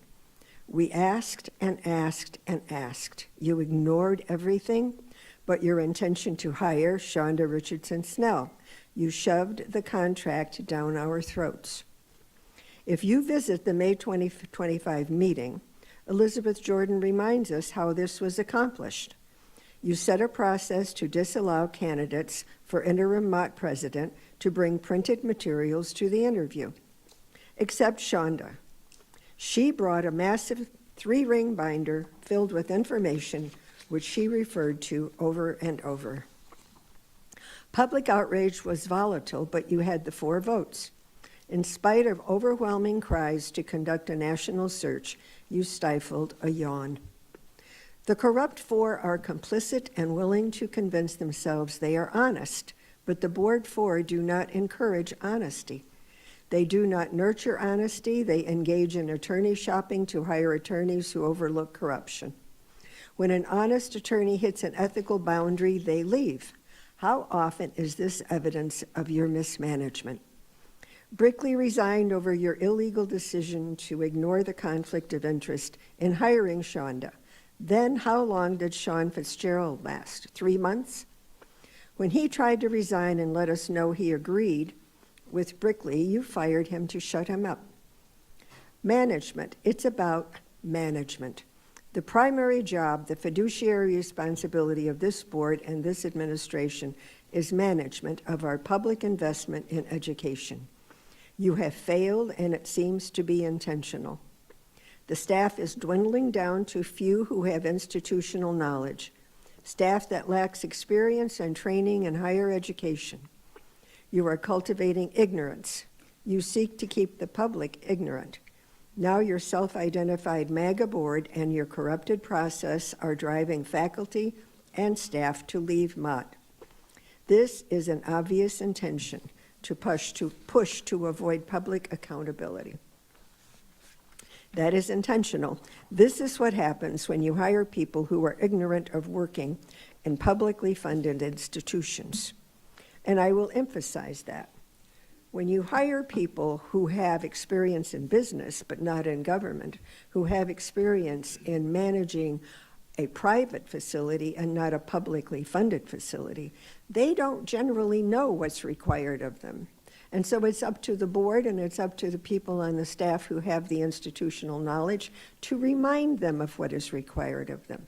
So I can't be too angry at Shonda because she comes from a background in business. She doesn't understand what's required of her. But we have an attorney that seems to find every opportunity to bypass any public accountability. And the public is represented by the board. And if the board does not represent the public, then who do they represent? We come forward to talk to you about what we expect, and you yawn and you go about what you want to do. That causes nothing but anger and disgust. Your self-identified MAGA board and your corrupted process are driving faculty and staff to leave Mott. Are you going to include these measures in your evaluation of the president? How much public support has stopped coming to Mott because of your horrible management? How many truly talented people have you inspired to leave? What is the long-term implication for Genesee County and the students here? What we have seen and still see today is a board that is corrupted by a political agenda and an administration running down the road to disaster for our community. We will point out the evidence and demand you pay attention. We have represented the public interest and will continue to do so. And I revisited the May 12th, 2025 board meeting where there was largely presented by the public saying, please seek to go through a national search for a president. Please don't go forward with where you are. Please do what we want you to do. And you did nothing. You went forward and you did what you wanted to do. One question was asked that I thought was extremely important. In fact, there were probably two. Art Woodson said, you ask people to pay taxes to support your college, and yet we don't feel like we're being represented adequately. We don't feel like we're being listened to, and we don't feel like you're doing what it is in the best interest of the public. And Ann Figueroa said, what does this board want? What does this board want? And I say, if you see what this board does, it's clear what this board wants. They want to do away with a public college. It seems like we're doing something that's not going to help in the economic development of this county. It's not going to help in the higher education of the students of this county, and it definitely is not going to encourage the public to participate in making Mott College a better school. Those questions were important questions, and I haven't seen an answer that makes me feel secure, that I can trust anybody to make the right decisions for the people and the students here in Genesee County. Thank you. Thank you, Bobby. Jordan, any other public comments? The last comment has been submitted by Paul Jordan on the topic of president's evaluation.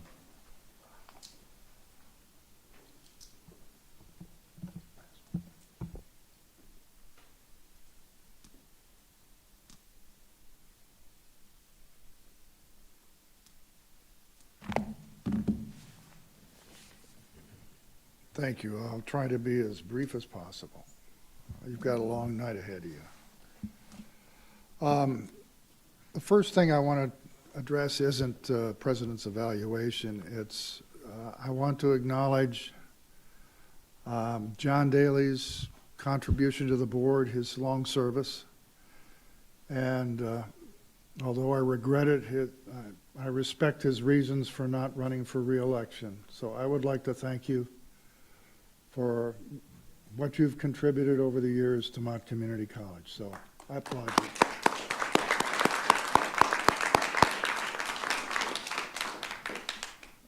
you. Most of my career, well, I was a clinical social worker. And most of my time when I wasn't teaching part-time at Mott was spent supervising child and family therapists at Community Mental Health. And in that time, I conducted an awful lot of annual evaluations. One of the facts of life of a supervisor of therapists is that you are disconnected with their work. It takes place in a room distant from you. And that makes the expectations, the sharing of expectations, that much more important. Because I, like you, faced a situation, functioned within a situation where all the good I was accomplishing, to the extent that I was accomplishing it, was performed through the efforts of another person. All the good that you 7 trustees will accomplish happens through the work of your one supervisee, the president of the college.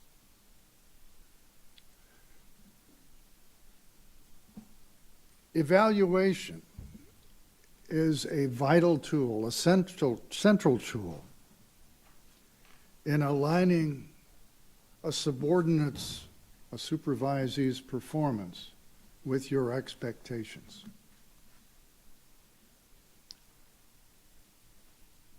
If it's unrealistic, if it's only part, it reflects only part of your expectations,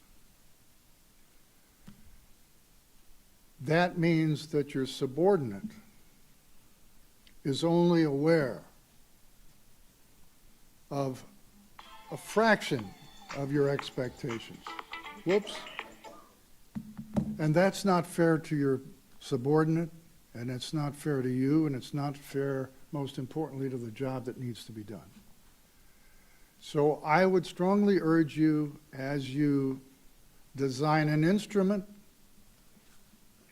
and an array of dimensions that you propose to evaluate, that it include all your expectations, because those expectations are real, and they will be in operation in the future when you decide whether to extend a contract or terminate a contract. And it's only fair that your employee know in advance what those expectations are.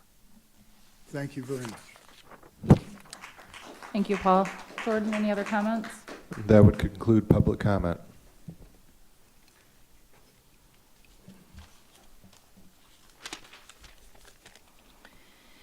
Okay, approval of minutes for the regular meeting for June 22nd, 2026. Have a second? Second. Okay. Any discussion on that? No? We'll take that to a vote. Art? Aye. John? Yes. Santino? Yeah. Myself, yes. I think, I know, but I'm just saying, I think she went to the bathroom. I just said that she did that. I said she went to the restroom. Right. Informational reports.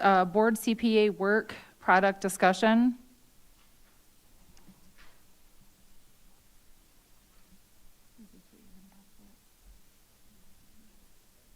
I think this is one that you wanted on the agenda. Yeah, this is for our discussion. So, do we put any notes in here for that, or just general discussion? That's with the CPA evaluation of the previous administration. We have to vote on it. We could vote on it. Shonda, you want to take this one for me real quick? Just, that's the discussion for the CPA and the previous work. Yes, well, I can provide a summary on your behalf of where the Finance Committee left off with their hiring. Yeah, give the history of it. Sure. So the board approved for the former head of the Finance Committee, which was Jeff Swanson, as also serving as chairman, to hire a CPA. And so he proceeded to do that, and the work product from that work that he instructed and received from the CPA was presented to the Finance Committee last, I think, 3 weeks ago. And so there is a decision from the Finance Committee to decide how to proceed. And I believe the request from Trustee Reyes was to add this item to the agenda, and I think he would want to clarify that. And Carrie, do you have more to add? Yeah, I'm the one that asked for this to be placed on the agenda, primarily based on a couple meetings that we had. One, the Finance Committee meeting that was several weeks ago, and the meeting that was held, and both were held by phone or Zoom. The one I was driving, so it was by phone with me, about a forensic accounting firm that had been hired by Jeff Swanson. Just a point of information, just so the public's aware, it wasn't an official finance meeting. There wasn't a quorum for it. It was, Well, you and I, or. Yeah. Yeah, you and I and Jeff were on the call. Yeah. And we're the Finance Committee. so we didn't post it, though. It wasn't like a posted. Yeah, it wasn't a posted It- one for. It was an yeah. informational meeting, Yeah. yes, thank you for the Yeah, that's why I clarification. just want to clarify. Yeah, thank you for the clarification. It was a meeting because questions had come up regarding the paying of a invoice from a forensic accounting firm from Troy. And there was discussion on that, and you know, it needs to be brought out, that on June 26th of '23, Trustee Swanson had made a motion to approve item at the time on the agenda was 1.54, which was to hire a CPA, a financial analyst to assist myself, and again, this was Jeff's motion, the finance audit committees and the board with any of the financial matters. It was passed by a majority. And then subsequently, the decision was made to hire, for some reason, a firm that did more or seemed to be contracted to do more than what that motion had been put down. So there was some question as to the scope of the work that they were asked to perform, because we had nothing in writing. Their budget, because again, we had nothing in writing from them. And then the subsequent paying of a bill that had been submitted, according to the firm, twice over the last couple years. And Santino, you know this information as well as I do, so please step in or correct me if I misstate something. In the previous meeting to that, where there are questions, Jeff, I think CFO Larry was on the phone, myself and Shonda was on the phone, and discussing this matter. And I asked whether an invoice had been sent, if we had received an invoice. The response that I received from the president was no, that we had not received an invoice, but we had an estimation as to what the amount that they were asking for. Okay, and I asked a couple of different times about that and was told there was an estimation. When we were on the phone with MDD, is the accounting firm, and they are a forensic accounting firm.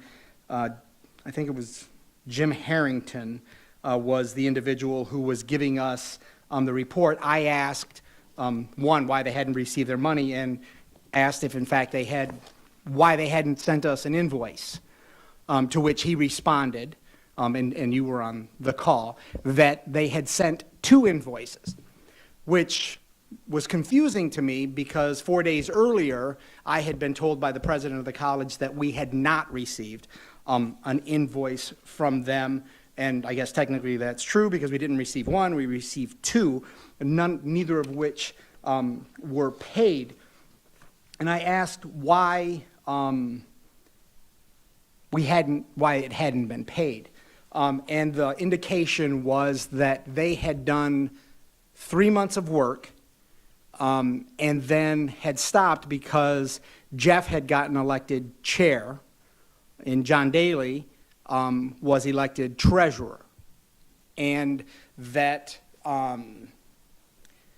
meetings had been scheduled to continue the work, but that Dr. Daly had canceled those meetings. So the work stopped. So as of January of 25, when Jeff was elected chair from treasurer and John was elected treasurer, the bill that we were told by MDD came to somewhere around 33, and I have the number, but $33,000 or $34,000. But we had never received anything at the board that had indicated what the scope of work was, what their budget was. We had not authorized that.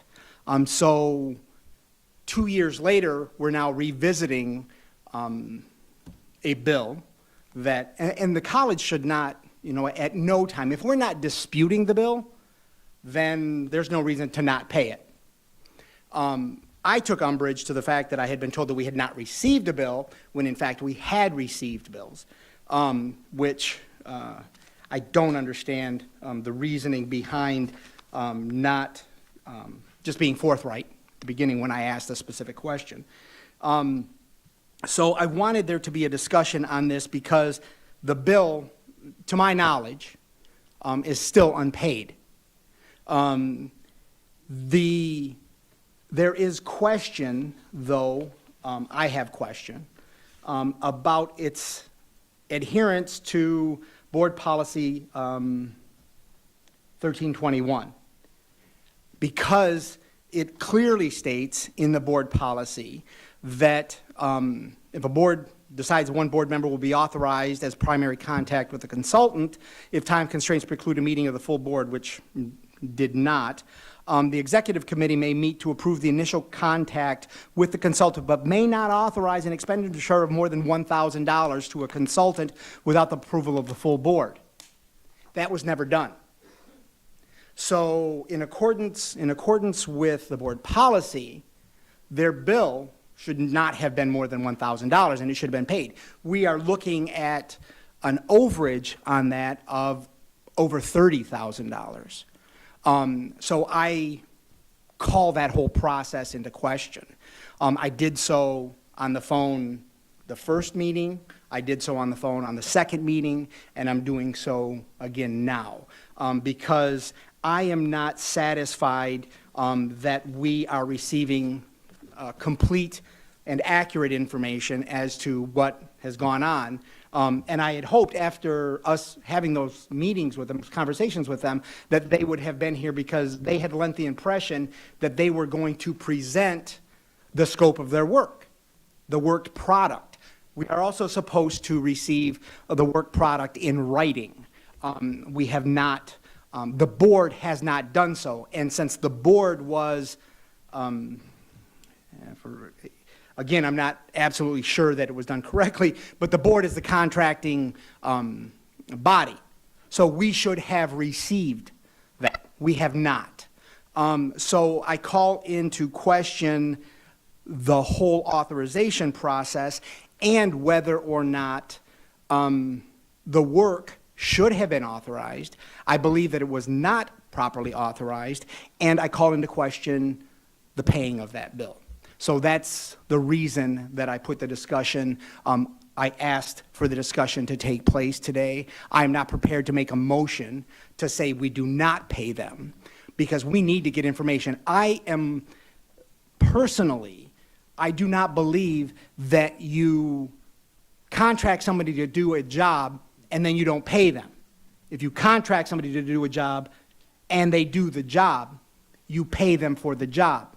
However, how they get paid is a different animal altogether.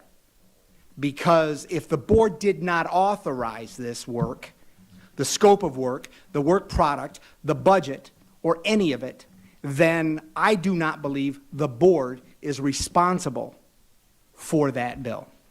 So, but I'm not prepared to make a motion at this time. That's the reason I just asked for discussion.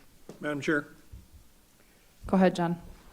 just to fill in and pick up where Trustee Reyes left off, he is correct that I became aware of this when I was elected treasurer, and I requested then the newly elected president, Jeff, to set up a meeting with the contractor. My understanding of their role was that they were there to assist the treasurer in the performance duties as it's described in state statute. I asked at the time, I said, I'd like to see a copy of the contract. And it took a while, but I finally got a copy of the contract. And the first thing that struck me when I read the contract was it was signed by by Jeff, the now chair. And I said, I told him, I said, I don't think you have the authority to do this. One, my recollection is the board approved the hiring of someone to assist the treasurer. They did not put that authority in you directly, nor did they give you the authority to make sole source selection. And at that point, as I recall, he made a comment that, well, yeah, I understand, but it's not a big deal because there haven't been any, quote, charges anyway. And I dropped it. And the next thing I became aware of, I was not even aware that they were a forensic firm until Trustee Reyes brought it to my attention about 6 weeks ago.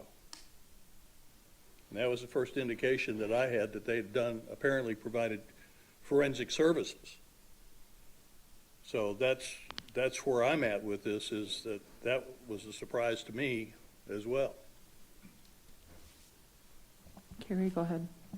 Oh, hold on, let Santino go. Yeah, so just to give the full history of it, so we'll start where I picked up when I became treasurer, and I was notified that this had already started, and I asked for proof of it and received that there was confirmation that a vote had happened prior to me being on the board to give Jeff the power to do this. So at that time, I then asked if we could get the results of, because I was told the work was already done by MDD. They had already conducted this, and they were waiting on us to go forward when we got a new treasurer, and then to confirm payment. So we did go, as we went forward, I was like, well, I want at least Art and Jeff to both be there to hear what they had to say, so we're not agreeing to spend any more money than was already agreed upon prior to me being here, right? So at that point, we had them give us a presentation, which I thought I did ask for that presentation to be here today. Mm-hmm. Have they sent that presentation to us? They did send it to Jeff. It has confidential markings on it, so I have Carrie has a copy, and Carrie? Yes, I have it. If anybody wants to look at it, it's an interim set of their conclusions. I don't believe that they think they're finished. Can I shed a little light on this? But go ahead. Yeah, so to after listening to what they said, I mean, I was pretty clear that I didn't want to go forward anymore to agree to spend any more money than what was already done. So, well, whatever they provide is going to be what their product is for their work. And I agree that that policy that was previously stated with over 1,000, I understand that would have to come to a vote for the board to approve it, or if it's already grandfathered in based on the previous vote. I would like to get clarification on that. I want to get them paid. They did the work that was asked upon, from them prior to me being here. So that's not my concern, is getting them paid. I just decided that before we go forward, that would be the board's decision if they want to go into depth more after seeing the presentation. So the presentation's there. It's an interim presentation, but there's a lot of detail. I just looked at it for the first time today. Yeah, so that to my knowledge should have been, I guess maybe an email prior, I think would have been better, so people had time to review it prior to today. I got it at 3 o'clock today. Yeah, so I'm not saying it's your fault. But, Yeah. But yeah, that should have been, I know we heard it, me and Art and Jeff heard it firsthand, right? So, but we're not the overall decision makers for the entire board. I'd like to make a one recommendation. Go ahead. My only question is, why is this contract different than all others? Okay, this was not handled in accordance with the normal procedures at the college. The boards that I have been on, that when it came to the actual spending of money, that had to go through the administrative side of the house. The board could authorize, but the board did not. Boards don't directly spend. And that was my problem when I saw Jeff's signature on the contract, is that, and I said, I don't think I have the authority to do this, and never got an answer. Here's what I see, and I don't think it's real sensitive legal situation. I think it's a practical business problem we have. The first one is raised by Member Reyes just in his last comment. Was there some sort of project creep such that this became a much bigger matter than was authorized by anyone? I don't know the answer to that question. I know that a lot of work was done, as Member Guerra says. Now, I think that our attention in the hands, I hope, of the Finance Committee might be directed to about 3 questions. One, do we want them to do anything else? And I think you might want to look at the interim report before you make that decision, because there are some concerns about the overruns and the cost of the presidential residence. We're talking hundreds of thousands of dollars here. It will get your attention.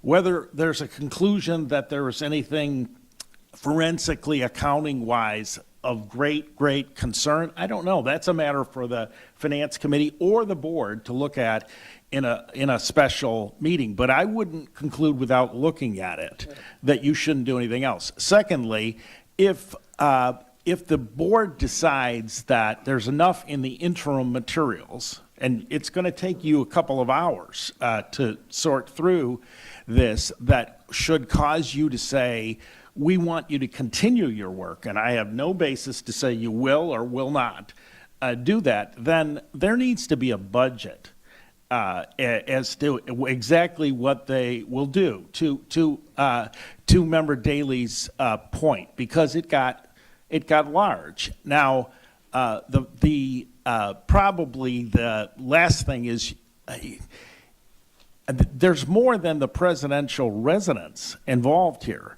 There were some serious travel expenses that were examined by the forensic. So which part of this is confidential? Because you're starting to fill in some gaps. None of it. Okay. None of it. I thought about that question. There are some concerns that were raised by the examination that I think the Finance Committee and/or the whole board should look at, but it's going to take a while, and you're going to need to examine the report. Did we get their actual invoice specifically for this up-to-date part of the project? I think so, and I think it Did- approaches $40,000. So we have an answer from them for this specific, that's done up to this step. My understanding is their work to date is 40,000. Okay, so I think if nobody disagrees with me, because I don't think that it has to be just a finance board decision anymore. It's made to the point where the first part is done, right? So can we make sure that everybody gets their interim report? Yes. Prior to the next meeting? Can we have a motion at that next meeting? We can have two motions. One motion to be, one open discussion item to continue discussion if you want to continue to expand the scope. And then the other one to approve the X amount of dollars that's in the invoice, just so we're not. If I could, there's one other thing we need to consider here, and that's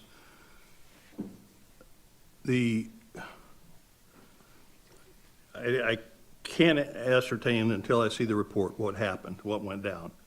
My suspicion, listening to our board attorney, is that at some point, the MDD moved from assistance to the treasurer in performing a forensic audit. Those companies don't do that on their own. Somebody authorized that. Who the hell authorized that? That's what I want to know. Good. Art, go ahead. Yeah, and I agree wholeheartedly with you saying, well, from here on out, they need to have a budget. There should be a scope. Yeah.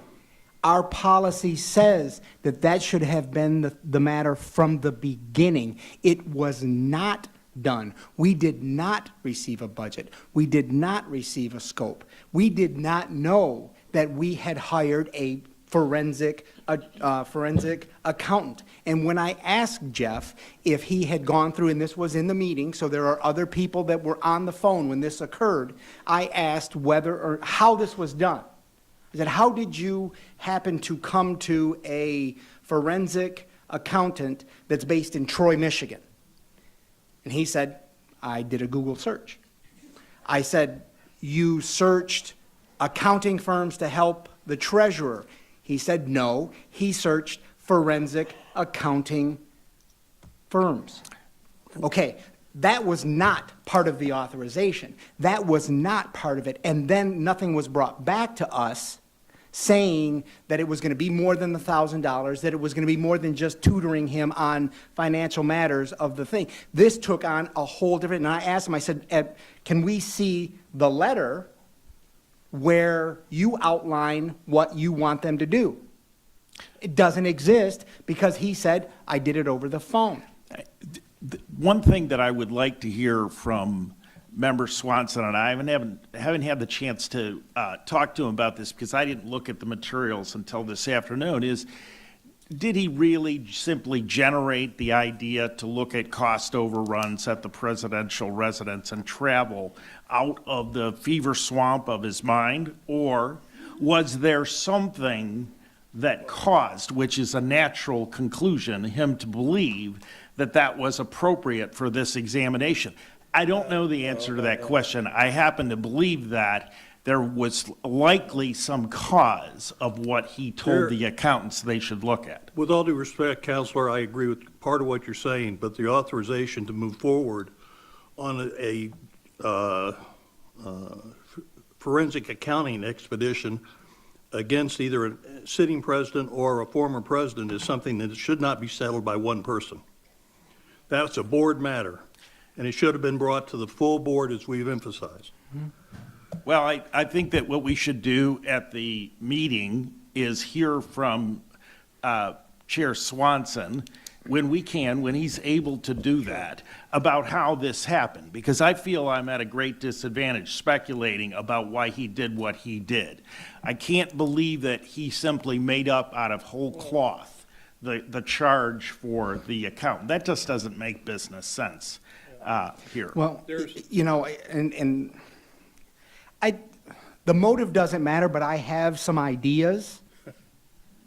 When we take a look at what was happening between the then chair of this board, who was not Jeff Swanson, Yeah. Yep. and the then president of the college, and it was very clear as to what was going on. So I can connect some dots, and I'm not saying that the motive is Jeff's, and I don't care what the motive is.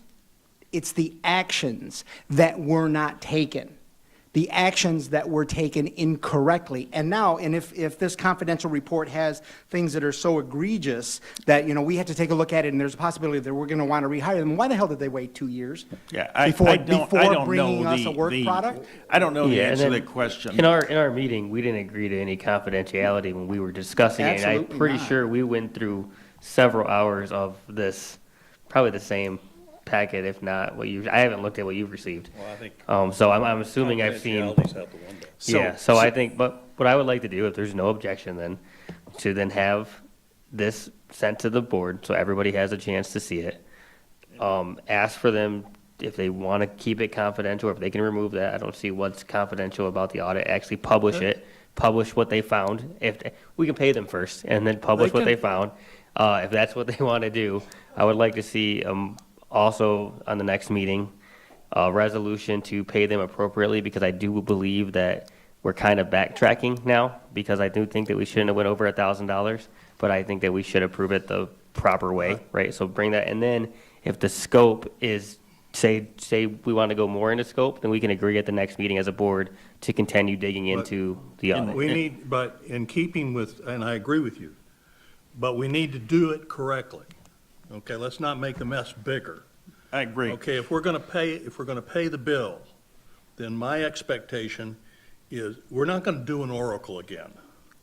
Written scope of work. I want a written bill, not an estimate, nothing verbal. I want it in writing, I want to break out on, just as we would for an attorney's bill. But even, member Just Daley, even. hourly. I hear you. Even if you did, and that's up to the board, decide to continue the process and get the final conclusion or whatever it is, I think that it's appropriate for the board to ask for an estimate as to the time involved and what that would likely be. I'm worried That's about part cleaning of up our the past, policy, that but I a agree written with you. budget be submitted. Where's the money gonna come from? What activity is this gonna be charged to? I mean, there is a word, it's called malfeasance.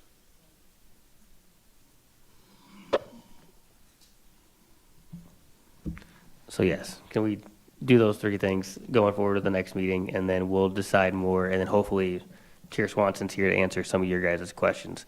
I think that Well, would he be. answered the questions Yeah. on the phone. So I mean, I'm completely clear with what his answers were. You know, because, I mean, and I am the person that, I want to make sure that I'm hearing it right. So I said, okay, this is what you're saying. And so I'm confident in the answers. He told us what he did. He didn't say why, but I didn't ask why.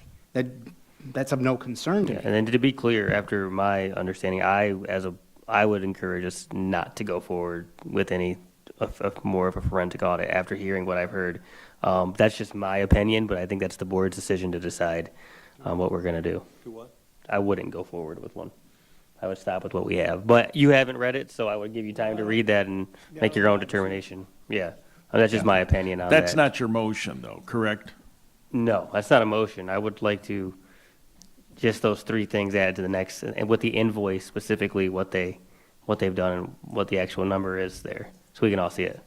I think try to make Okay, this. could as you tran- repeat the three things for the record?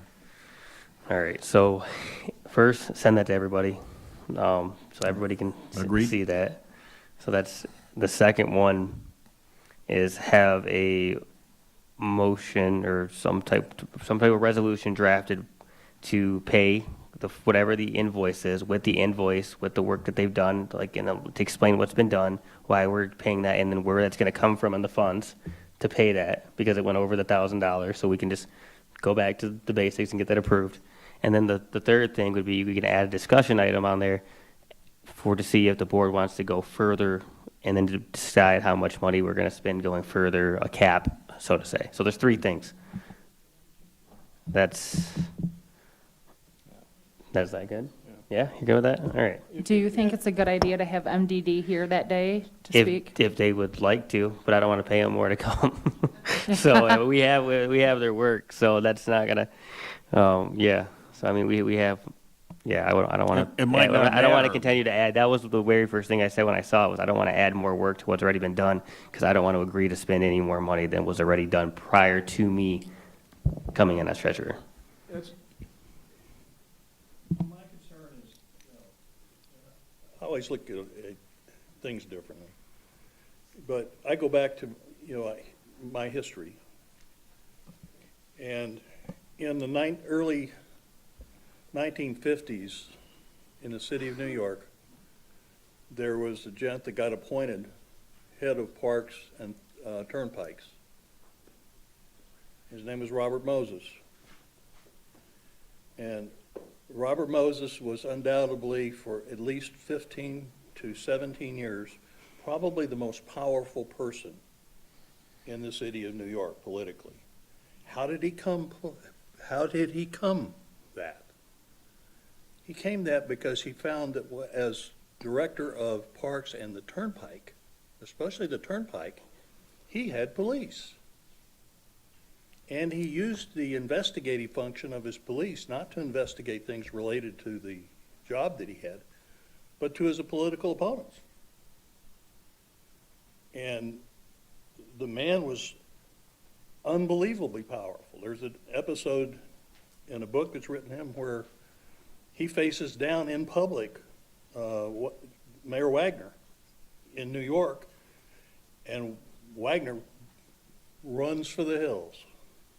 And I look at this and this is something that we need to look at, understand what happened. And then if there are things that happen that are contrary to our policies, we need to be sure that we fix it so it doesn't happen again.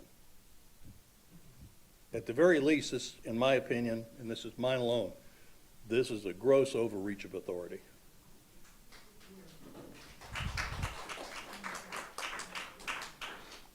Kenyatta, go ahead.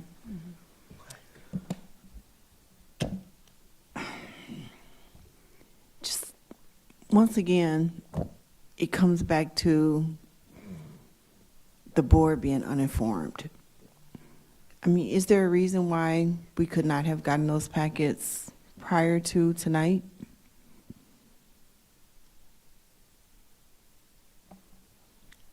I probably have the most to do with that. I'm looking at it at 3 o'clock. It's voluminous data with all kinds of charts. I didn't feel able to report coherently on the topic. As Santino said, it takes a couple of hours to go through that and understand it. The president, in our prep meeting where Wendy and the president and I were having our discussions to get ready for the board meeting. I wasn't in that meeting. Yes. And I discussed this exact question. And I felt that to release this now for a wide discussion was something that seemed premature. I knew that the committee or the board would be examining this in the future, so I prepared the recommendation that I have. I really think it's my fault, if there's any fault to be had. Fine. One last comment, and that's, there is another thing we need to look at, okay? I'm concerned MDD is saying that they billed this twice before. And where is it? I shot an invoice into the earth, it fell to earth, I know not where. Twice? That stinks. I wasn't quite finished. I'm sorry. That's okay. With the prior chair, we experienced all power type of actions. And we don't want a board where one person, whether it's chair, VP, whatever the role is, to make all decisions on behalf of all of us. There's a reason why we all have equal power and a shared voice. And we can't keep holding a bag as a board. When someone makes a decision as a Lone Ranger off by themselves, and then the board is responsible for that decision that was made because they went off and did something on their own. We have policies, procedures, bylaws, articles, all of those things for a reason. And just to say today, well, going forward, we have to adhere to the policies and procedures. Well, we continue to say that, and we have to start holding each other accountable and responsible for the things that we're doing for the role that we play. Eric, go ahead. And I want to thank you, Santino, and I have previously in conversations that we've had for asking that that I be included in the conversations, because this has been sitting there for 2 years, give or take. How was it going to get paid? When was it going to get paid? At what point was it going to come to was it going to come to the board? What explanation were we going to get when it came to the board? Because you wanted to include more voices, because it was something that had occurred prior to you becoming the treasurer, that allowed us to go, those of us that were on the board at the time, to go, wait a minute, no, that's not what we said, and then start digging through and finding minutes and looking at the video and finding that stuff out. But it was because you didn't just pay the bill or authorize that the bill be paid, that we were able to find out some things that were occurring. So I thank you for your part in doing that. I'm not satisfied with some of the answers that we're getting, and you know, we will dig further into this because, again, 2 invoices is far different than an estimation. And no bill from any vendor from Mott Community College should wait 2 years to be paid.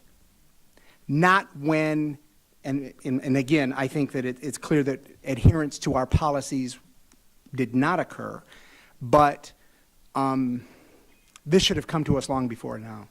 But I thank you for your part in it. John, go ahead.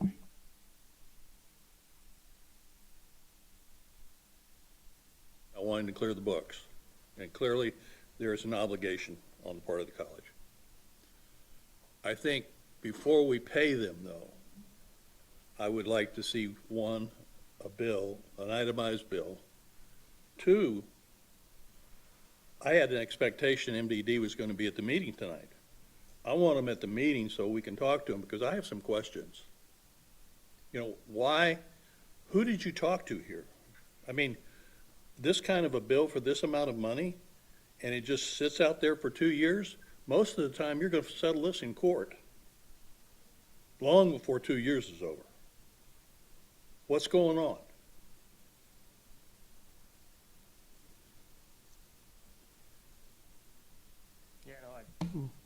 I think that's why my biggest thing was bringing it to the board and having these discussions and open, right? So I think their hope, I think as a business, this is just a belief of mine, they want us to go more, so they see this as an investment waiting, thinking the board would want to go more and they're going to get more money. That would make sense why they wouldn't want to push it if they think they're going to make more.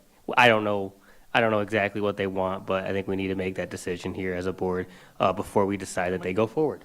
So That's I think, a possibility. yeah. And I think, and I would, if we could reach out to them and ask them if they want to come. Speak for them. Yeah, can't. Yep, so if they want to come and answer these questions and decide if we are going to, because that part of the discussion is going to be if we're going to go forward or not. So, I mean, that would benefit them if they're here to convince the board to go forward so they can continue, or would be able to at least answer some of the questions. However, I think we do need to make that decision soon because of how long it's been going on. Well, usually what happens when there's this kind of fact development that needs to take place is a committee chair or someone, frankly, such as you, Santino, would talk with them, get the answers to those things, and put yourself in a position where you can say what you think happened here, and also go through this in detail. You could do that with the other finance committee members. We already went through a meeting with them, but I wanted it to be brought to the public, to everybody. That was the reason Okay. why. Me and Art and Jeff already met with them and heard pretty much, I'm assuming what that is. That's the reason why I think that to agree to spend any more money, it needs to be a board decision, not an individual decision. Okay. So, There's, I'm not gonna say it. Yeah, so that's the request. I think it should be that. No objection. I don't. I would do it without, there doesn't need to be a motion for it. We have. No, there's no motion. This is for next.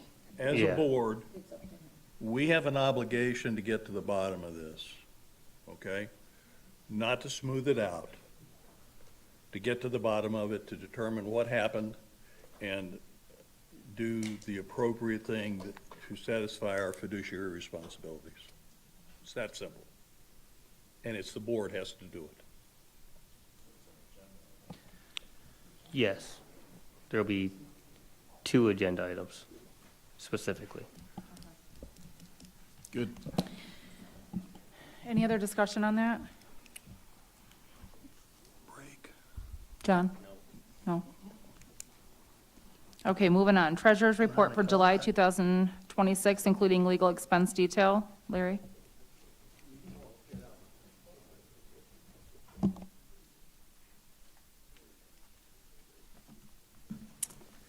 All right, good evening.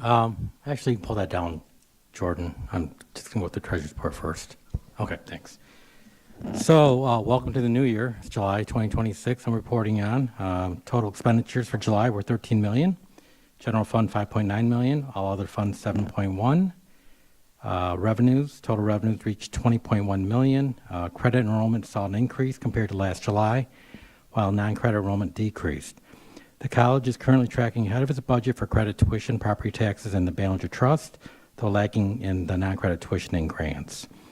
Expenditures, general fund spending was approximately $200,000 lower than the same time period last year and is tracking favorably against the current budget. Some very notable variances, operations and communications expenses were $1.3 million lower due to the timing of the Lucian payment. Conversely, transfers were $1.3 million higher due to the timing of the allocations to the 72 fund. Future funding transfers, the budget does include a $1.75 million less in transfers from the HERF grant savings compared to the prior year. On the balance sheet side, total assets are at $38.6 million, a $2.6 million decrease from last July. This is primarily driven by a $10.1 million combined decrease in cash and short-term investments, and this is largely due to the drawdown that we've had on the Prawl construction from the CS Mott grant, and a decrease in interfund balances. Accounts receivable saw a positive $800,000 increase tied to higher fall enrollment. On the liability side, accounts payable decreased by $1.9 million. Accrued payroll and related liabilities increased by $3.3 million, and this was the GASB sick pay liability adjustment and the timing of the MIPSR's payments. On the other funds, the $7.1 million spent from the non-general fund was utilized primarily for grant activities and student scholarships. And finally, the July attorney fees paid. We did not have any paid fees for attorneys in July. You can put up. Thank you, Jordan. So there was a request to present the paid legal expenses, and you'll see that up there. You can see that the total, and we broke it out to Board of Trustees and then General Administration. You can see 23-24, 24-25, and 25-26, and then the variance from the each year from to the other year.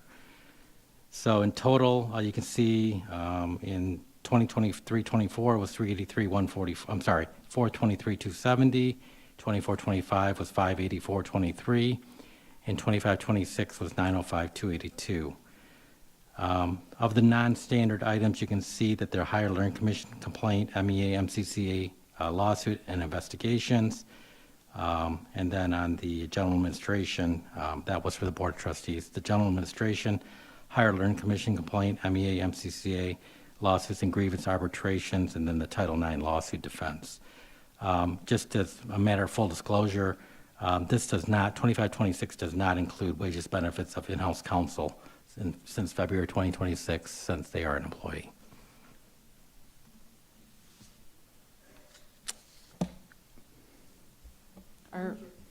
Yeah, could you repeat that last part? Wages and benefits are not, or benefits are not included?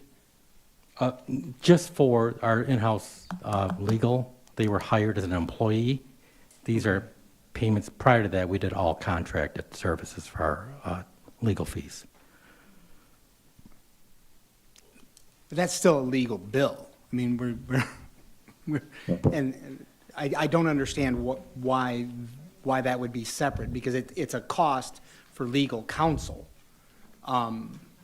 So, I mean, he's not going to get paid extra for extra things that he does, and I appreciate your report. I'm just wondering why that's the case.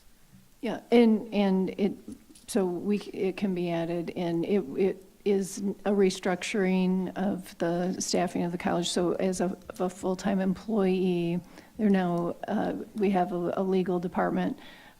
We can add that it's a couple of months, but we can footnote the amount. So it's a very, I guess it'd be 4 months or so, but that is why the footnote is there. So now it's part of overall college salaries, wages, and benefits because of that restructuring, creating the in-house position, which was contract. So you can see John Godola's listed, and that was the test phase of having the internal general counsel position inside the college. It's now an FTE, which will fall under, if you look at the, I guess it's the third page. So on the profit and loss statement, there's statement of revenues, expenditures, change in net assets, salaries and wages. That is a position of the college. So it's included in salaries and wages. Just that one individual. Okay. Question for you. Oh, go ahead. Go ahead, Yeah, Santino. I just want to clarify, does this include the most up-to-date payment from Godola, so now it's done with his? No, that would not include that. Okay, so that is still done and approved, and from here on out, we won't see any coming out of the contract for specifically, it's all going to be in that. Okay, good. So, the way I'm reading this is if I look at the Board of Trustees, Yes, sir. when we, at the physical year that ended in June 30th of 2026, we were $146,085 over budget. Well, not budget, that would have been from the prior year. So the budget, for this current year, we did amend the budget and took it up about 400 grand at the amended budget. For this year? Yes, well, 25, 26, the year that ended, yes. Okay. The 146 represents the increase in the amount that was spent year over year on general board legal expenses, meaning excluding the special complaints, the higher learning complaint, the faculty union lawsuit in Ingham County, the various investigations, and those are below the 207,000. Right. That is that. year over year is up 182,000. So general legal is the 296.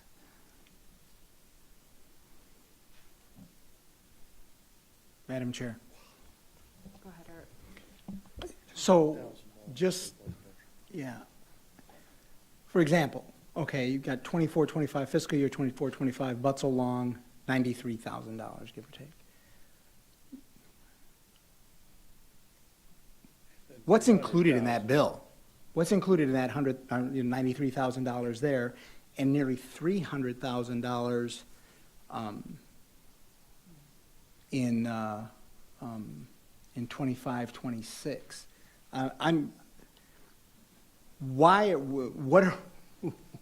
What's going on with those?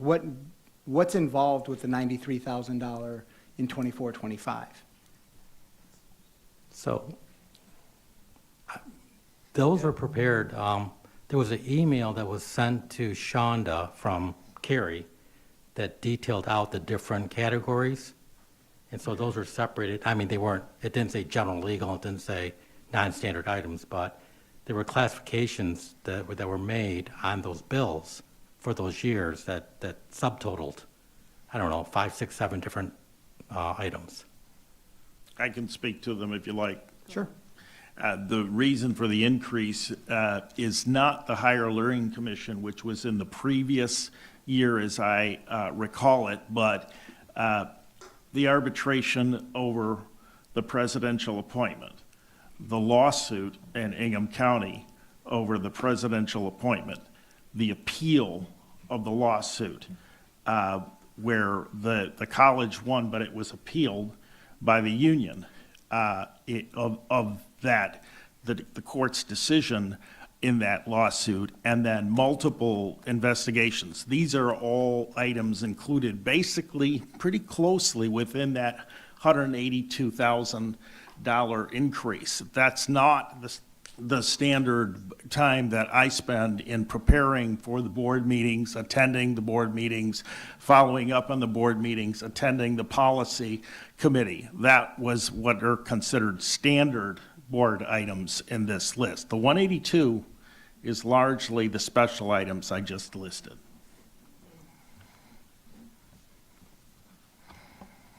John, go ahead. Turn your mic on.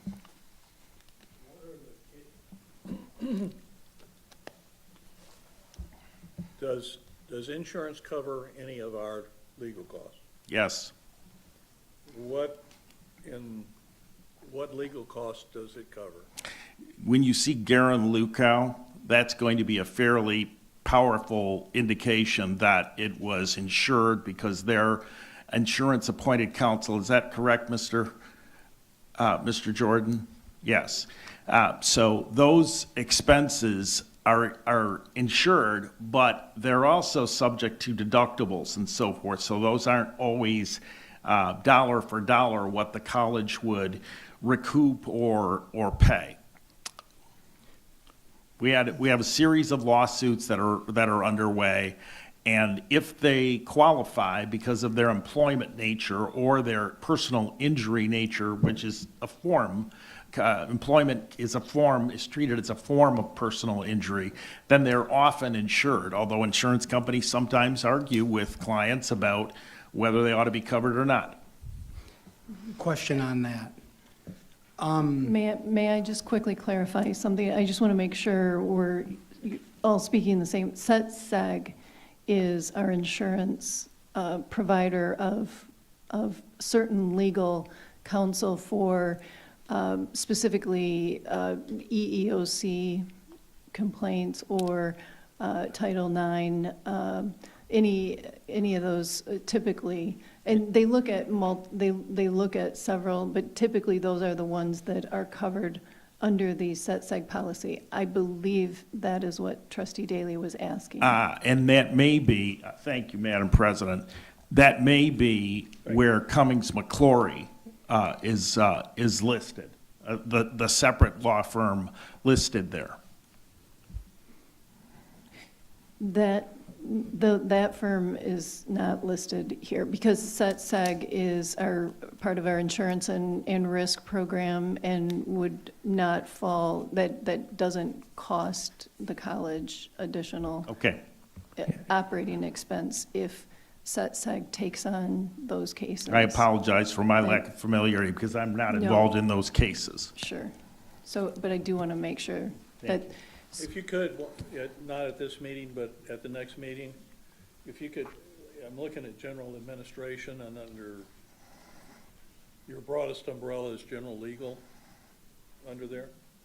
It would help me if instead of having just a firm's name, while that's essential, if we know what type of business they're doing with the college.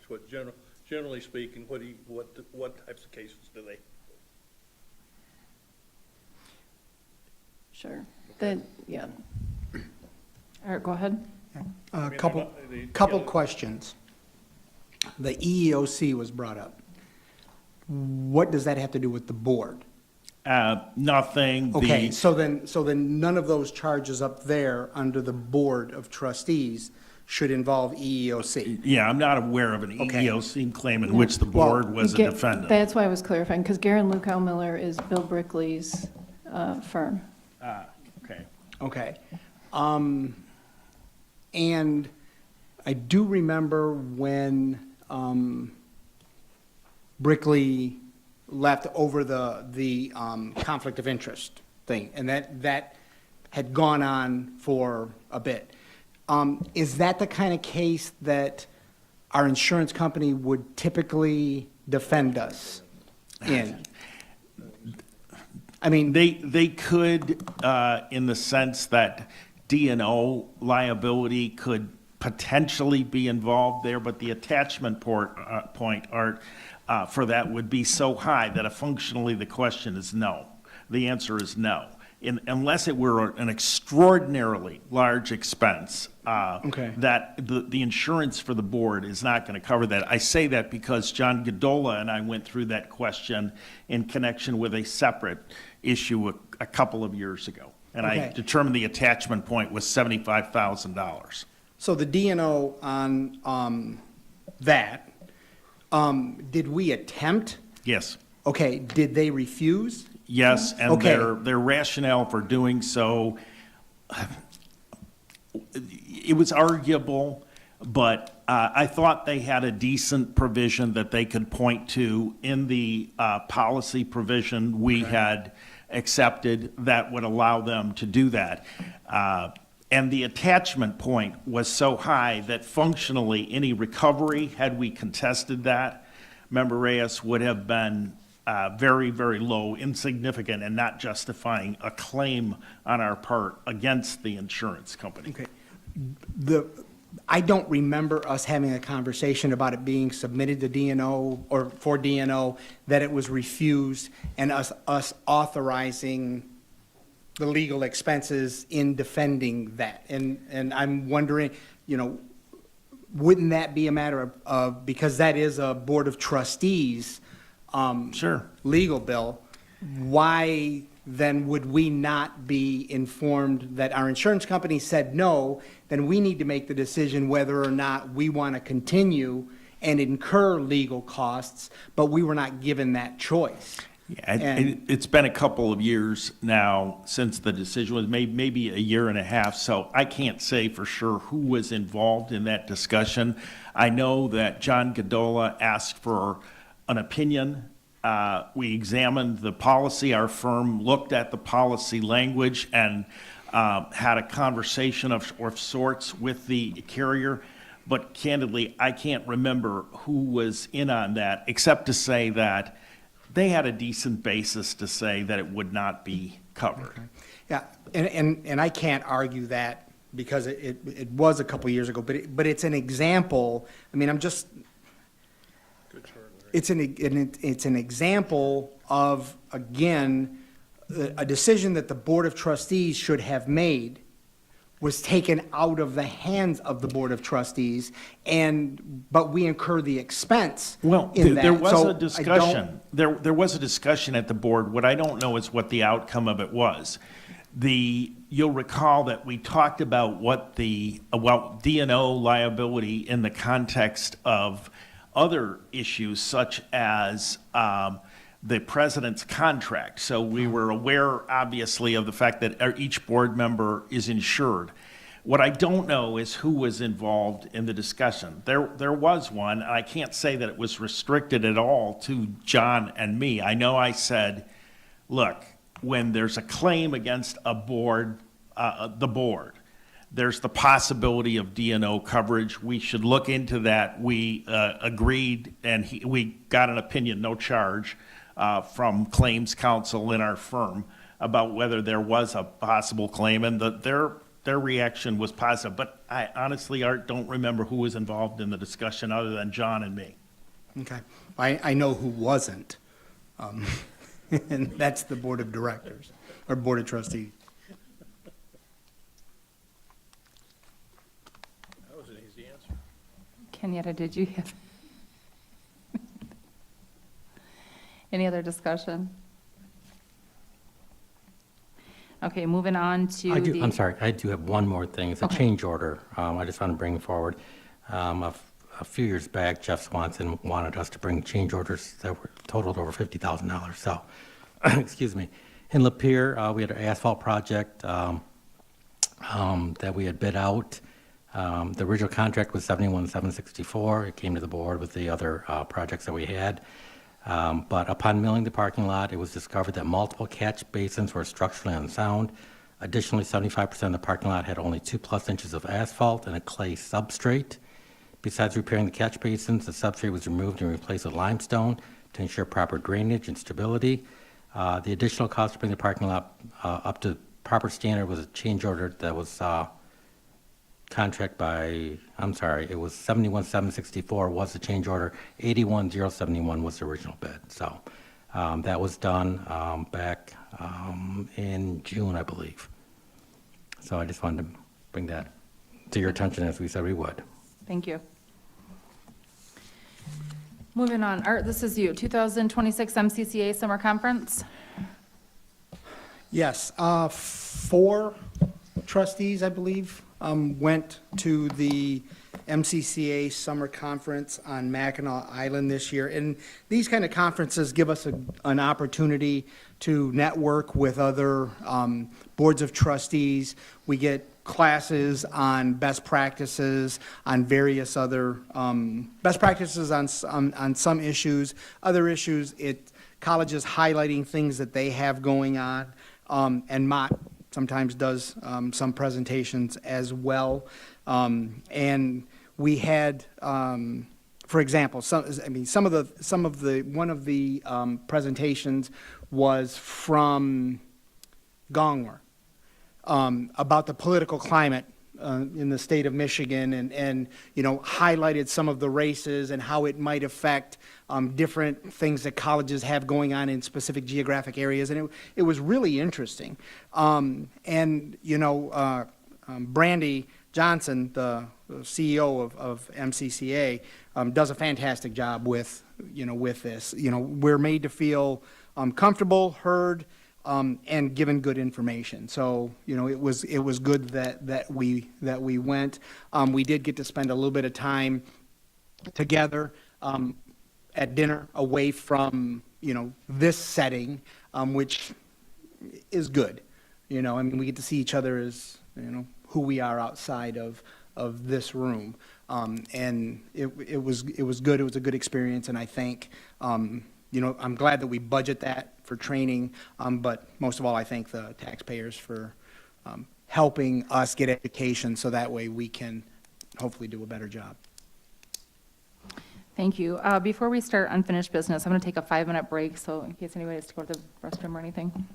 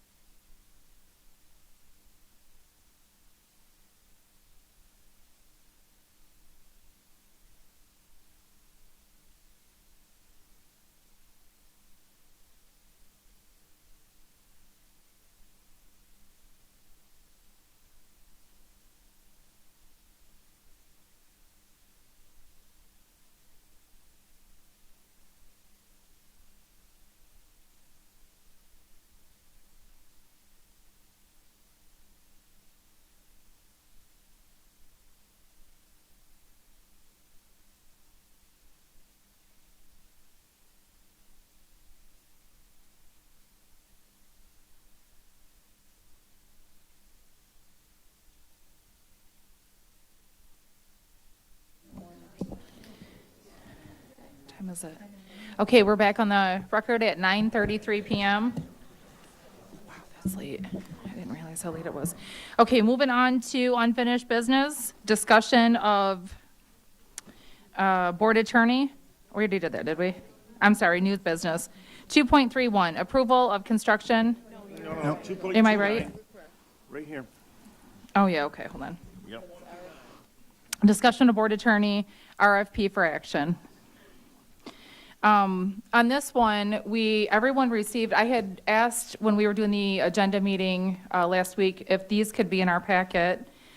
And I don't know what had happened, but today we just got these as we walked in.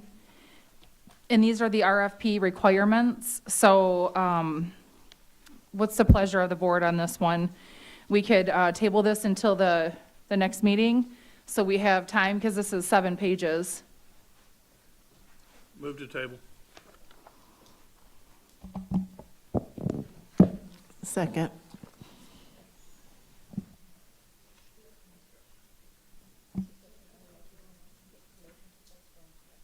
Okay, so John, your motion is to postpone until the next meeting. Kenyatta, you second it. Any discussion? Well, I need some time on it. I mean, I've gone through it already in just the first couple of pages, and I've got changes that we need to look at. And so I'd like to have some time when we're fresh to deal with this. Yeah, a couple questions. At our last meeting, when we voted to instruct the chair to work with purchasing to have the new RFP written, did purchasing do this? From what I understand, I believe Jeff had asked Diane to draft the RFP, and you had went from the previous one before, which, Okay, because the reason that we were told that we couldn't use the other one was because it was quote-unquote a mess. And I haven't had opportunity to go through and read this or compare it to what was had before. But Jeff had indicated, and I understand that he has some issues right now, but he had indicated he was going to get on it the next day. If, in fact, it was done the next day, it's been 2 months since we've had a meeting. Again, why are we getting information for the first time at a meeting when it was known that we were going to talk about this? Because we said that we would begin the process, the RFP, and we had plenty of discussion on whether the new board or this, and this just seems to me the delay, because now we have to take another month and we're going to read it and we're going to go through, and then next time we'll, talk about some changes, and then we'll go through. That's in September. Then we're looking at October. All of a sudden, exactly what was argued against, the rationale that was argued against the motion that I made that was passed. These delays, it just seems to me that us not getting information in a timely fashion where we can make decisions only serves to delay things that are not wanted. I understand what you're saying, and I can't speak on this because I haven't spoke to Jeff about this, but Diane, maybe you can put a little insight on this. What I could say, Trustee Reyes, is if you want to see the comparison with the prior RFP, I would be happy to provide that to you and all the board. I do have a red line copy. So if you want to see that, I will get that to you so you can see what the changes are that might help inform your editing of the proposal. And this was ready a little while ago, but I think the chair's medical situation may have intervened in moving this along. No. But we have a mechanism by which communication comes to the board. As a matter of fact, there was quite the lengthy email chain when we were given clarification as to what that communication system is. So there's no reason for us to have gotten the work that we were told we would have in a timely manner. Because again, what ends up happening is we spend more time arguing about why didn't we get this information before? Well, we can look at it next month. No, no. This board is here we're a governance board. We are supposed to be taking a look at, for example, I'm surprised to not see an update on the strategic plan here. Why aren't we getting an update on that? There's always delays, and we are not able to handle the business that we need to if we cannot get communication in a timely fashion. And we are talking about instantaneous communication. So this is not a matter of, well, the dove got lost on the way to your house. We know that communication can happen immediately, and there's just no reason for it to not happen time after time after time. John? Go back to my background. We have a term that's called good staff work. Good staff work, everything gets done, okay? Here's the deal. This is a part-time board, full-time administration, okay? From my perspective, if it ain't in the agenda packet, it should go on the agenda for the next meeting. Where we make the worst decisions as a board is when we get stuff thrown at us at the last minute, especially when it's 5 to 6 pages or so. Okay, so I can tell you right now, we can do this the hard way or the easy way. For starters, I'm going to start, if it's not on the agenda and it's thrown in at the last minute, I'm not even going to mess with it. I'm going to vote against it. Okay? It's your obligation to get the stuff to us on time, not ours. And I would like copies of the red line version, because it was said that we were going to work with purchasing. So has purchasing looked at this RFP to take a look at it, to go through, or were decisions made on changes and then it comes here, and then does it have to go there? And I do not know if purchasing, because that would not have been my responsibility to get it over to purchasing. It was forwarded for that purpose, so I don't know what transpired. All I know is I did start with the original RFP from the last time and made edits that I think were appropriate, including inserting the new policy regarding 1710, which is our board attorney, that had changed in the meantime, so that definitely needed to be done. So I would be happy to provide my red line. I cannot speak to whether anyone in purchasing has seen that.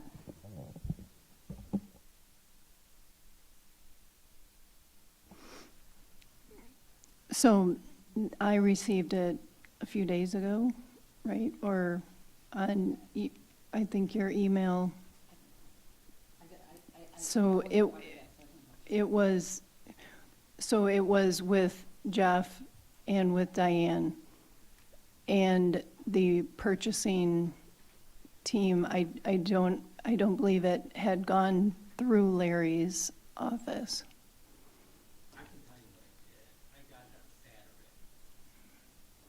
That's when I got it.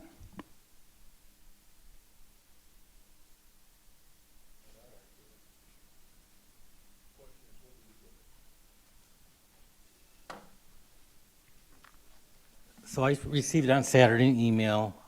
This morning, I had Diane, my admin, take the copy, the original one, the one that was prepared, ran it through AI to look for the changes. There were minimal changes. So that's to the extent that I've got it, but it's not, purchasing has not thoroughly gone through the document, but with those minor changes that I saw, I didn't think it was crucial that it was done.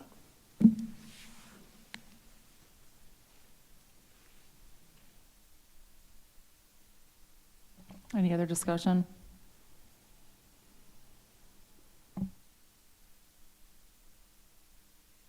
The principal functions that we do here as this board is look at purchasing options, and yet very, very seldom, i.e. almost never, do we have a purchasing person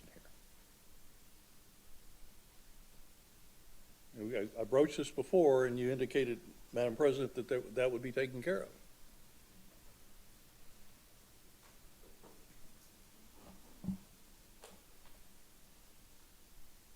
Please clarify what your specific request is. I would like, as much as we've talked just this evening about purchasing, you need to have a purchasing rep at these meetings. Larry is responsible for purchasing, and Larry will represent purchasing and the work related to that functional area. However you choose to bear it. Okay, we have a motion on the table still. Art, did you have anything else to say? Okay. We had a motion on the table for John. John, will you restate that motion, please? I move that this be what's the item number, 2.29. 2.29 be postponed till the next regularly scheduled board meeting. Okay, who seconded that? Was that Kenyatta? Okay. All right, we're taking this to a vote. Art? Aye. Kenyatta? Santino? Yeah. John? Yes. And myself, yes. Motion has passed. Madam Chair, Yeah. I make a motion that we approve 2.31, approval of the construction and completion assurance agreement. Second. Okay, any discussion? No discussion, we'll take this to a vote. John? I'm still looking, come back to me, please. Kenyatta? Yes. Art? Art, for a vote. On 2.3, 2.31. oh, I thought you already called me. I said aye. I'm sorry if, I thought you called me. No. Santino? Yes. John? Yes. Myself, yes. Motion passes. Madam Chair, Real quick, so 2.32, approval of professional and technical collective bargaining. I think I know what you're going to say, Santino. I did notice it was on the back. We do have it for closed session. What number is it?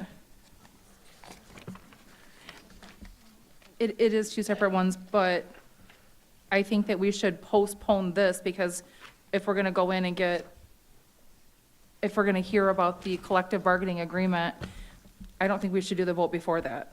So, Yeah, different union contracts. Have the vote and then have discussion. There's none.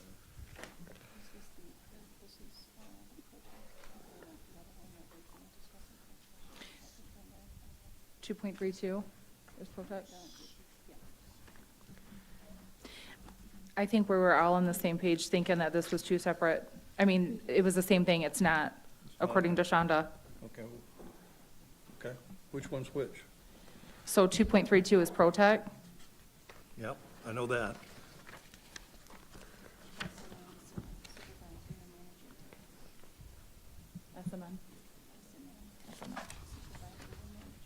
Okay, for the first one. Well, you're Okay, gonna- so go ahead, Santino. Madam Chair, I make a motion to approve 2.32, approval of professional and technical collective bargaining agreement. Second. Okay, there's a motion on the table and there's a second. Any discussion for that? Yes. Go ahead, Art. Has the membership of ProTech voted on that? And it passed? Yes. Okay. All right. Did we eliminate 666?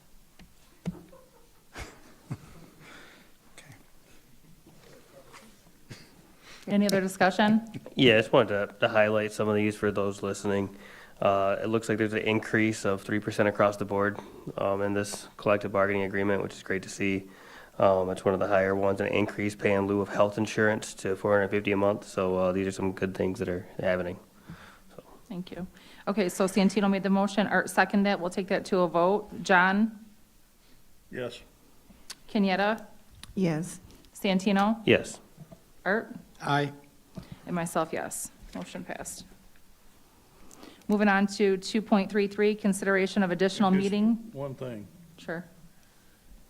Madam President, you know, in the future, when we're going to do a review of a contract off session, you know, the idea of attaching it, and approaching each one of us separately really destroys the principle the board operates on.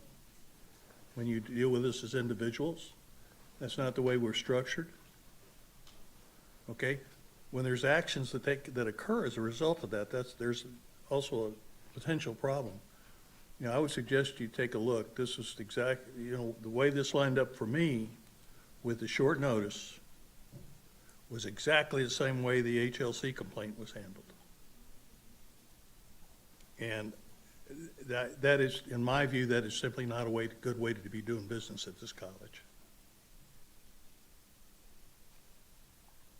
You're using a divide and conquer strategy.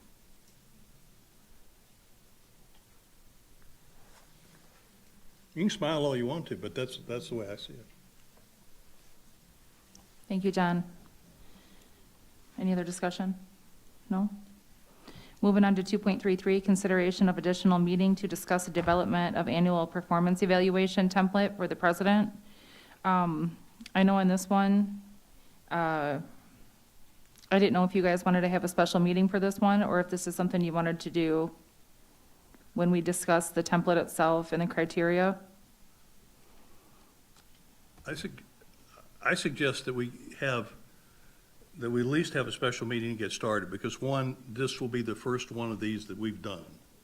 It will take some time. And we need to do it in an environment where we're not going to be distracted. I agree with you. think we need to do it promptly, so I'm looking, you know, my recommendation to the board would be September 1st, next week. And the idea is simply this is a structure and schedule meeting, from my perspective. Okay, do you want to make that in the form of a motion? I move that we hold a special meeting to discuss the development of annual performance evaluation and schedule for the president's evaluation. Second. Okay, so there's a motion on the table. John made the motion. Kenyatta seconded it. Any discussion? Art? So this is a special meeting to consider, or no, we're considering, this is to have a special meeting to discuss the development of an annual performance. I don't want to discuss developing the development. If we're going to have a We're special going to meeting. do it. Okay. We're going to do it. Yeah, You want to yeah. get rid of discuss? Or get rid of consider and Yeah, discuss. We're going to I do want to it. develop the criterion by which we are going to do the annual evaluation of the CEO, because we have been hammered, and rightfully so, that we didn't do them the way that the other boards, past boards, had not, I just happen to have served on those boards, did not do annual evaluations. We need to have annual evaluations. We have timelines within the contract that is coming up on notification of whether, you know, extensions are done, whether pay raises are done, you know, what's the adherence. And again, that's part of the reason why I'm disappointed that there's no discussion, that there's nothing on the agenda about the strategic plan. That was agreed in January. I mean, we're at the end of August. We've got to get information on this, because if I remember correctly, part of what we talked about at that was that the evaluation was going to be tied to the strategic plan. Okay. Now, if we're not getting reports on the strategic plan, then we can't adequately evaluate performance that's tied to that. Agreed. So we need to have that done, and again, I believe that should have been on this agenda. Again, but I just find us not talking about the big picture items that we need to, the direction of the college, the programs that we're going to deliver, you know, just all of these things. It's very frustrating for me to sit through 5-hour meetings and not, I mean, I've got the stamina to do it, but it's very frustrating for me that we're quibbling over this, you know, to have a meeting to discuss the development. No, let's get this done. There are ample examples of criterion by which an evaluation should happen. This is not, we're not inventing the wheel on this. The information's out there. You know, we need to, as a board, individually, come up with some examples, come together, and have a working meeting where something gets done. What do you want, what's your pleasure? Do you want to amend mine, or do you want me to withdraw? You make yours. No, I'm fine with us having the special meeting I'm on just trying to get this going. September 1st. Yes, I understand, and I It's just appreciate taking out the that. word discuss, I think, right? Okay. I don't want to have a meeting to discuss. Why don't I gather the examples and identify the colleges and the format that they've used? I've been looking, you're right, they're out there. Mm-hmm. I can do that for the meeting. Okay. Would it be possible to look at Dr. Beverly's old contract and maybe go off that a little bit? It's apples to oranges. Dr. Yeah. Beverly's gone. I understand, but it's still a yeah, contract.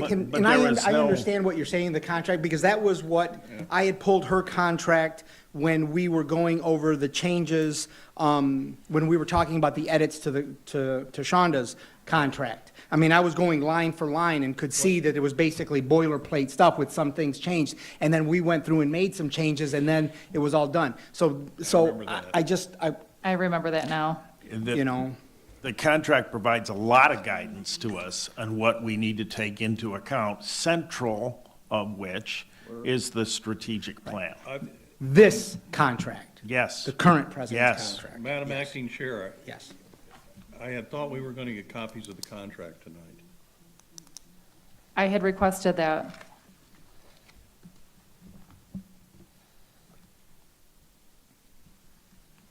I sent it to the president along with, do we have them?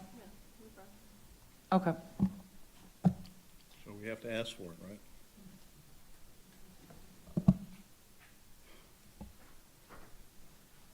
It's just, it's worse and worse.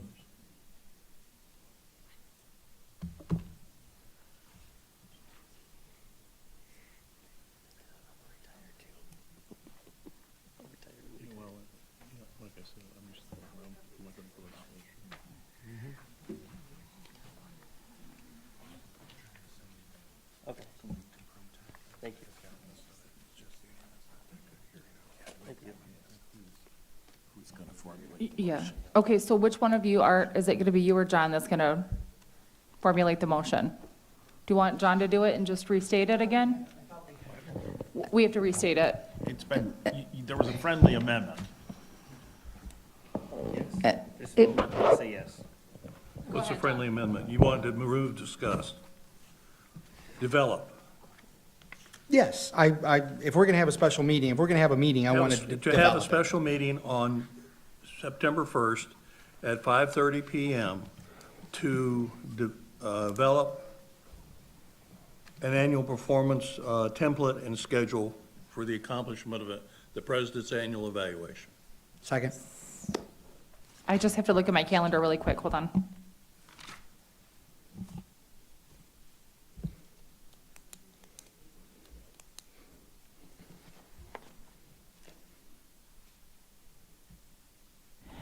That sounds good to me. So you made the motion, who seconded it? Art, you did? Art seconded it? Okay. Or was it that, did you? It was Art, okay. She did the last one. Any other discussion? No? All right, we're gonna take this to a vote. John? Yes? Santino? Yeah. Art? Aye. Kenyatta? Yes. And myself, yes. Motion passes.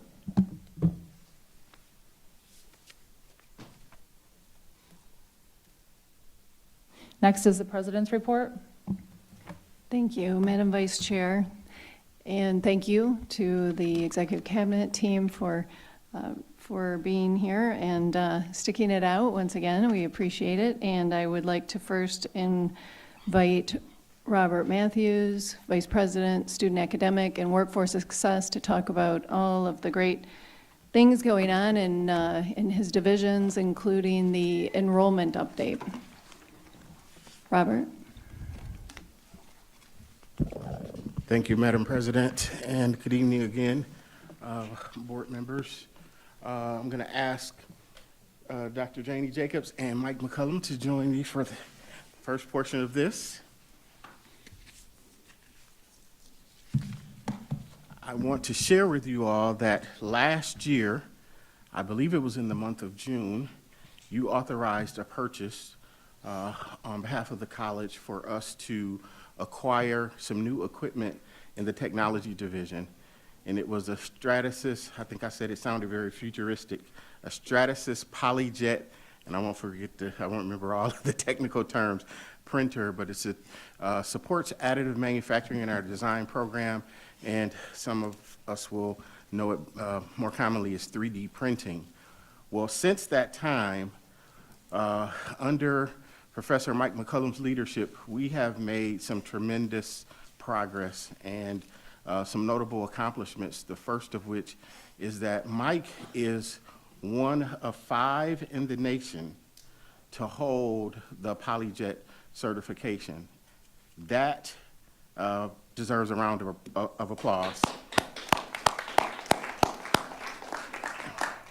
And not only is he one of the first 5 in the nation, but that also transfers to the institution, making us one of the first 5 institutions, 2-year, 4-year, public, private, that it has become a PolyJet EDU Knowledge Transfer Center.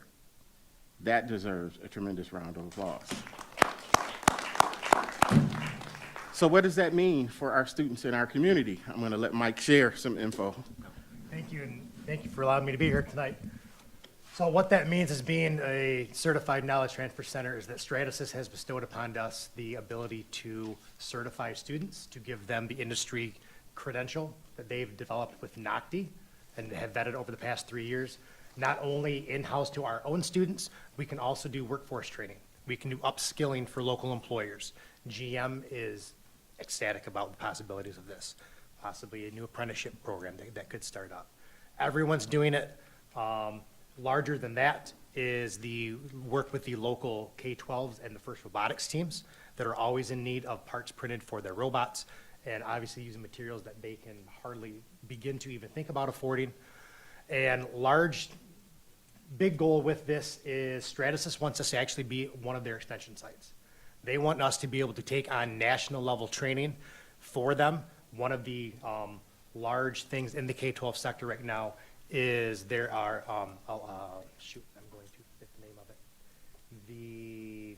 I forget the name of the actual funding and certification. But essentially, if you are giving, if the school district is granted the award, and I believe it's not through NOCTI, that you actually, no matter where you are, you can only go out to Stratasys in Minnesota to get the training. Now that we're actually an approved site, they want to start sending people to us for the training. On top of that, a large part of their business is what they call direct to manufacturing. Anyone worldwide, you can send them a part, a file, give them a material, they will print it for a very handsome fee and send it back to you. They can now work to us. We could actually have profit coming in the door potentially. I know that gets into it. We have to talk about that, but they want us to be a true extension and their true right arm for their business across the board.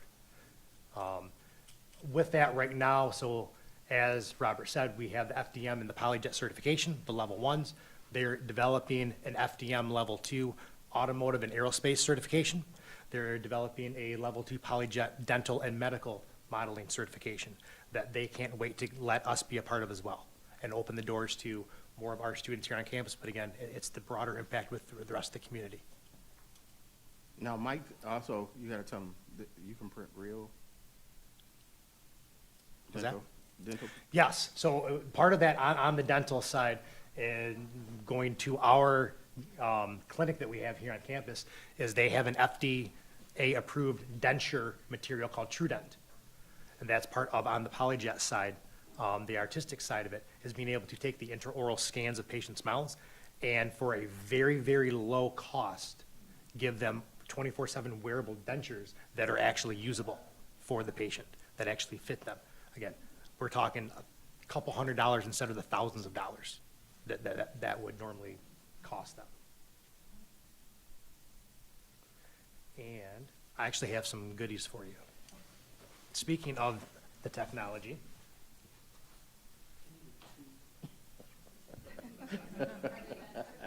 No, they're not. So these.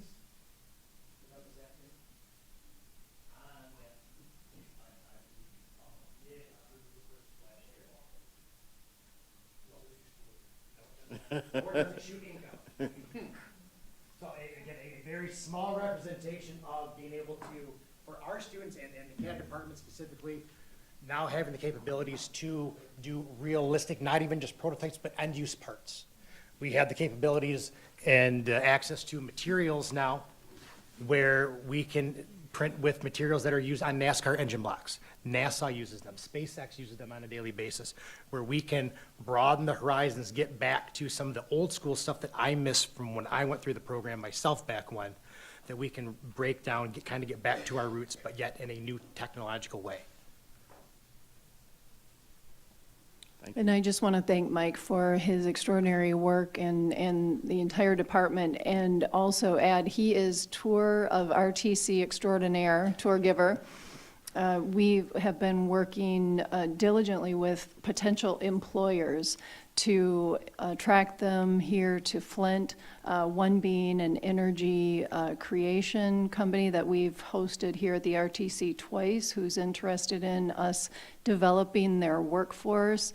We also hosted the Small Business Association. I might be stealing a little thunder, but we were just granted a very large, I won't share too much, I'll let Robert do it, but the Small Business Administration granted us a very large grant just subsequent to that tour. Great job by the team and led by Mike, as well as another manufacturing company that we hosted here for potential partnership and helping to develop their workforce. So our teams are spending a significant amount of time working with area employers and actually employers from other regions to attract them to the Flint area. So thank you, Mike and Janie and Robert, all the work your teams do, and the overviews are very well received by our guests who come here, particularly the Small Business Administration. They were very complimentary, as well as these other corporations, the energy creation company, as well as the manufacturing company. So those are just a couple from just the recent couple of months. So thank you. Mike. Congratulations, by the way. This is an accomplishment. What do you have to do to maintain currency? In other words, you've got the designation now. Mm-hmm. What do you have to do to keep that? So the nice thing is once you're in your kind of a lifer, so to speak, Stratasys makes it a point to anything that gets changed or updated, as industry tells them. We don't necessarily have to go back out for retraining, but we get at least everything sent to us, a conference call. We stay in constant connection. I probably talk to Jesse from Stratasys 4 times a day, and he answers every time I reach out to him. It's a great thing. They're very receptive. They want to grow in the EDU space. They've been trying to find a way to break through. We're going to kind of be their guinea pigs, and I'm excited for it because they've been nothing but ecstatic about it. They actually just donated a $135,000 other printer to me. I was able to negotiate that deal on the golf course when I was out there for training. You got to play more golf. Apparently. So again, we talk about the access. They have welcomed us with open arms, and getting now to, I have a call Wednesday with not only my EDU guy, but 3 of their engineers and 1 of their VPs potentially are going to be on that call to talk about next steps and how we can continue this going forward. Do you have licenses that you have to keep? No, the NACI certification, that is a good for life certification. Again, unless they do a major overhaul, which is very loosely defined at this point, because it is still a brand new thing. There have been talks, depending on a certain percentage number, possibly needing to retest. But that would, at this point, that's all that's kind of been talked about. Again, it's in its infancy. But I know that we're one of only 5 that have it, so. It's absolutely thrilling, just the potential from this. We have a couple of Stratasys printers. I work for General Motors at the truck plant, and we have a couple of them just down the hall. And our tool makers in particular play with those things all the time. I mean, you know, we're able to fashion mock-ups of parts that we're putting on the vehicles, as well as components for the machinery that we're using to build the trucks. And so you know, I don't get to work with them firsthand, but I talk to these guys all the time about, you know, development of preventative maintenance things, and so we talk to Stratasys, and they're extremely open, and I'm goosebumps. It's outstanding, just the potential for that, so. It is, and that's honestly the goal, the end goal, number one, this is gonna lead to a new two-year degree. I've already started work on that, with having both the FDM and the PolyJet, but then the micro-credentials laddering along the way in each of the different specialty areas, and then being a true, we will end, hopefully, the biggest non-Stratasys machine in the nation. Thank you so much, Mike. We appreciate you. Yes, thank you.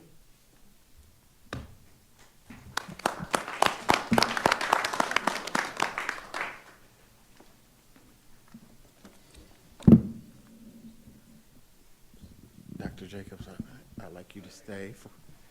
So this next one, and you heard a sneak peek about it, but there are several people that I have to say their names out loud to thank them for this work.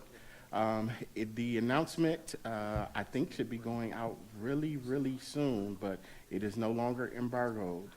But Mott Community College is a recent recipient of $3.75 million from the U.S. Small Business Administration as a part of their Empowered to Grow initiative. As President mentioned just a few moments ago, we had opportunity a few months ago to host the Associate Secretary of the Small Business Administration here on campus. And during that time, they shared with us a couple of things. One, how wonderful our facilities are, how wonderful our team was. And they also noted as a special note and a special thanks at that time to the president for being the one of all of the tours that they had been on who stayed engaged for the whole time. And so she did commit her almost a half a day to us touring with them, talking with them. Subsequently, we got news after a submission that included work from AVP Wayhill and his team in the grants area, and in Leanne, the workforce development team. I want to say their names out loud.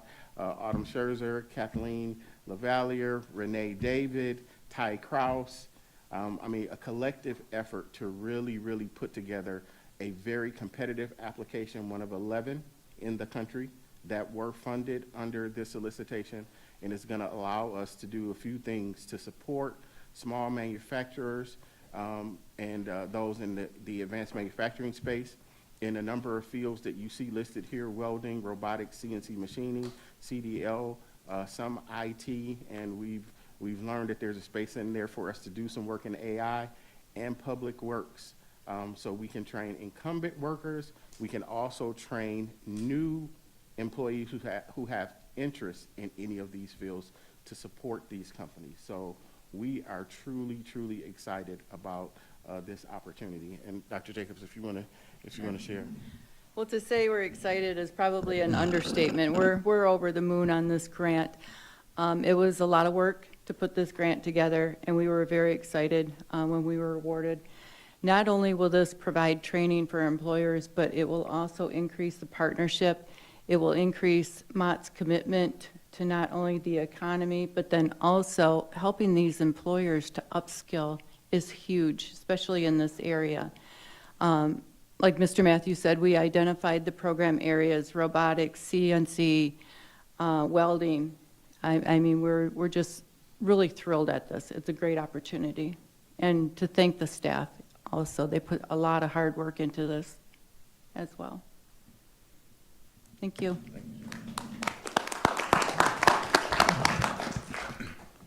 Eric, go ahead. Oh, I'm sorry. I wanted to ask a question about, I see that, small and mid-sized manufacturers, which is awesome. I know that we have apprentices that come through for their training, and some of the, the CNC in particular, and the welding and things like that, will those become part of curricula that apprentices that come through would also partake in, or is this a workforce development exclusive thing? It's not, that is actually an option for us. One of the things that we identified is going out to manufacturers, going out to employers and listening to what they need. What kind of training do they need so that we can help them not only develop the training, but also either whether it's at their site or they come to us, use our facilities. So it's basically looking at what their needs are and then adjusting our training to fit their needs. Thank you. Thank you you. so much. So next I'm going to ask Al Perry and Cherie Gray to come down.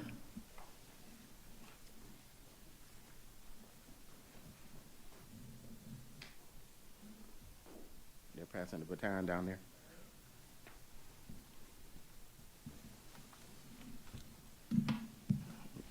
Good evening. Good evening.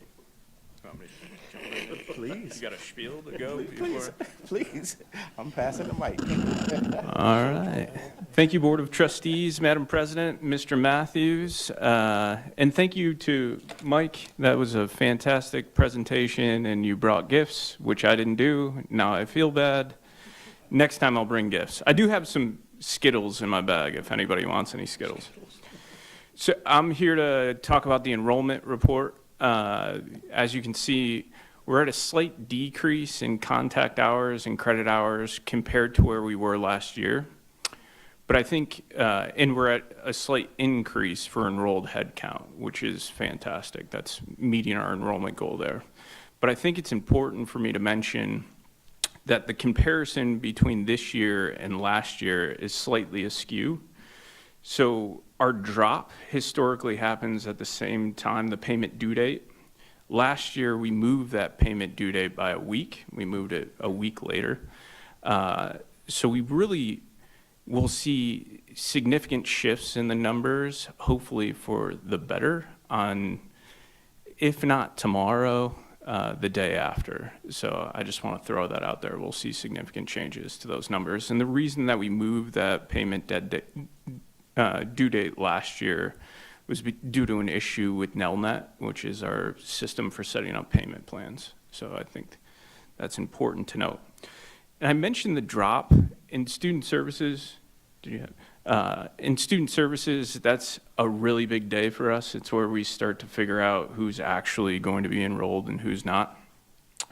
And I just want to highlight some of the work that the team has done over the course of the last 22-ish months to try to make sure that that drop isn't impacting us negatively. So in fall of '24, we had an 11.39% drop of the total students registered at that point. So it was a total of 709 students. Last year, through many of the things that we implemented, we had a 7.25% drop, so 551 students. And this year, we had a 7.22% drop, so 505 students. It's something that in student services we're incredibly proud of. It's difficult to ensure that our student population has a secured method of payment. And we've implemented about 12 strategies. I'll highlight just a couple of them now to give you guys an idea of what we're working on. But we have a comprehensive report of the things that we've been doing. I think one of the cornerstones of the changes that we've made, historically, we've ran the simulated drop, so figuring out who doesn't have a secured method of payment, about 3 weeks before the semester began, and we didn't really do anything with the information.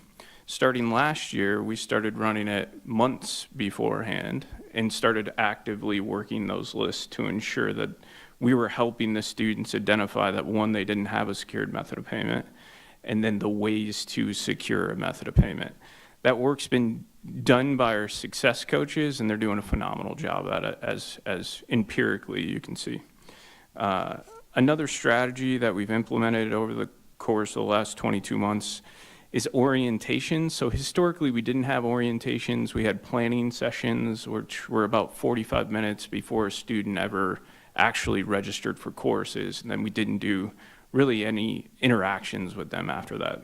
We've switched that model through the streamlining of the onboarding and switching some of those enrollment steps.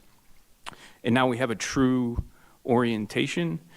And this year, we moved some of our orientations a little bit earlier, giving us a bigger runway to work with those students if they did happen to have an issue.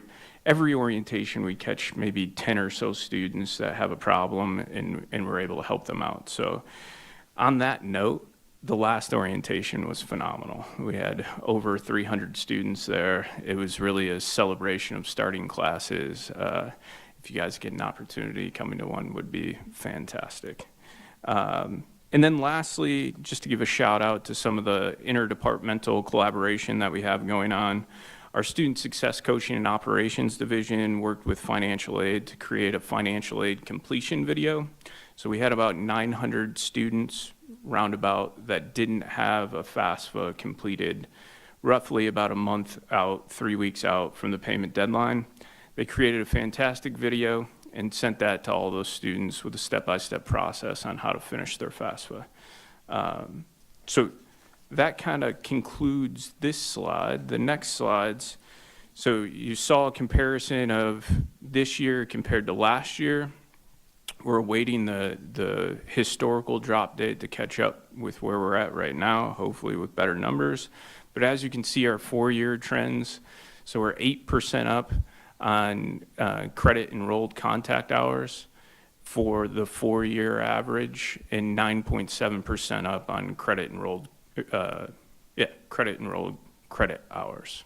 The next slide shows a comparison to overall headcount, including our workforce division and our academics side, and the numbers there are pretty staggering. Over the course of the last 4-year average, we're 18.9% up and 12% up respectively in credit enrolled headcount and workforce student headcount.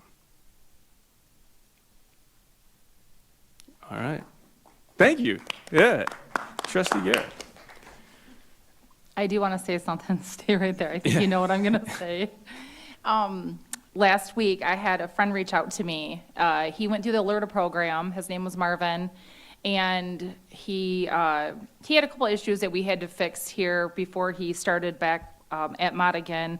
And he wanted to do the dual enrollment program. So I had called Al, and I met with him, with Marvin, and he was nervous. He was nervous, confused, all this, and you really helped him and eased his mind. So we had a meeting together, then we did the FAFSA, and we got that accomplished. And then Al walked us over to Ferris, and we ended up getting him signed up for classes. And so he's ready to go now. So thank you so much for taking the time out for him. He really appreciates it. Of course.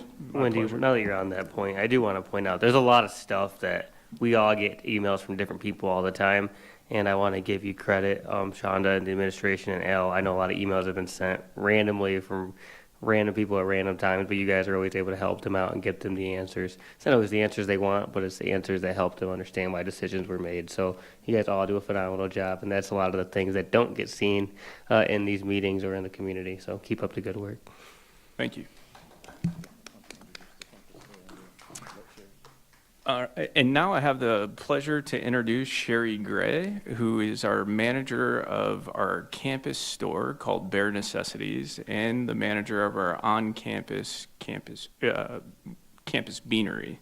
So she's going to tell you a little bit about all the work she's been doing over the course of the last year to, one, launch the store and begin to absorb the coffee beanery. She is doing a phenomenal job, and you're going to love this presentation.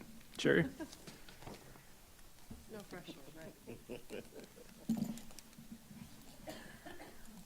First off, thank you for inviting me here tonight. I just want to let everyone know that this week has been such a wonderful week. I've had so many new students coming in already today on Monday, and there's nothing more exciting than having fall start and have just these fresh eyes and people excited about coming here to Mott. And I do encourage you guys to come visit the campus during these few weeks and just see everyone coming in and how excited they are to start. So it's been a privilege to really help students out today, and I'm looking forward to every day and for the next 10 years, hopefully, but for right now, this couple of weeks is going to be very exciting. So I want to talk a little bit about what Bare Necessities is. It's a Mott-run campus store. It's an independent store run by us. We're operated by Mott. We are serving students, faculty, staff, and visitors alike. We are different from eCampus. eCampus is where students will buy their textbooks, but we're here to support them. Anytime you have a company that is online, there are certain people that would like to actually have a human behind that they can talk to and not just email. And so I'm here to help them. We also have peer tutoring is also here for them. So we have many students coming in asking questions, and we try to make sure that we give them the right answers and the tools that they need. They also come to Bare Necessities to pick up their textbooks at our store. This gives them an opportunity, if they're not familiar with the difference between eCampus and Bare Necessities, they get to come in and experience it. Okay. This is just a little overview of what the store looks like. It was a space that was kind of a study area, and now it is fully developed into items for some course materials, our swag, gifts, and also we're going to have convenience in a week, and office supplies as well. We also are looking at creating what's called Bare Signature, which would be more professional clothing that staff and faculty, even board members can come and get. So that's coming in the future as well.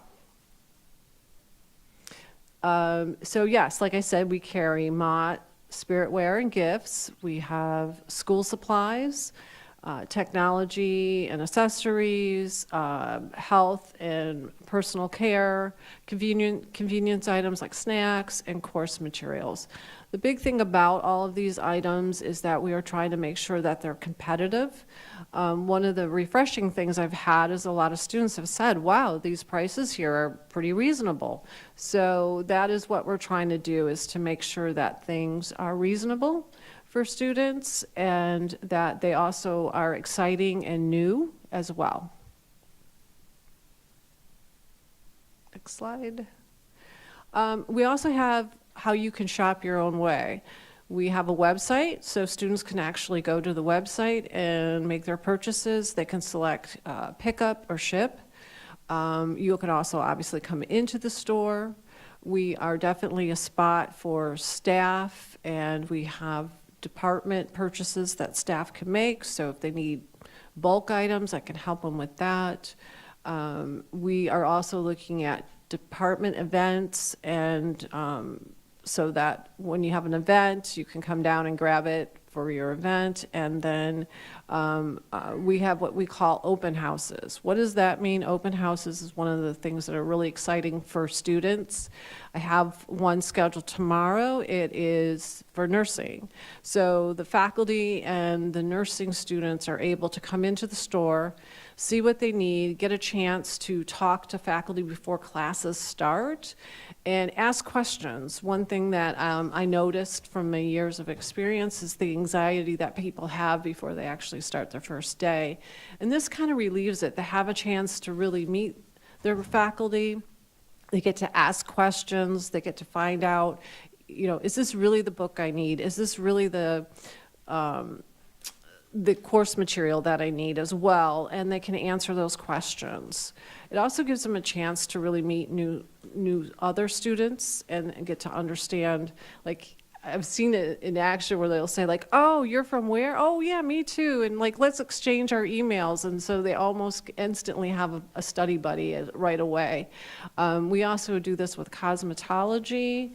We also do this with culinary is another one. And we're also reaching out to any other faculty that might be interested in doing a program like this.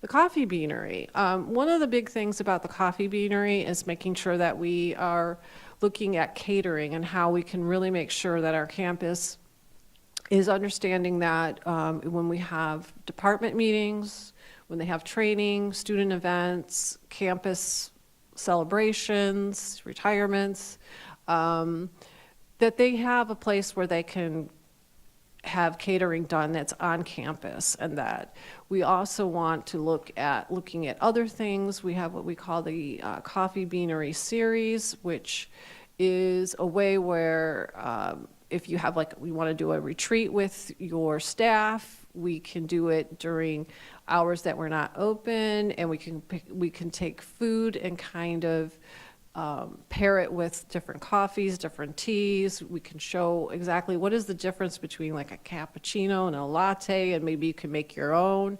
It gives them kind of an interesting way of learning more about coffee and tea and other kind of drinks. So it's a new series that we're starting.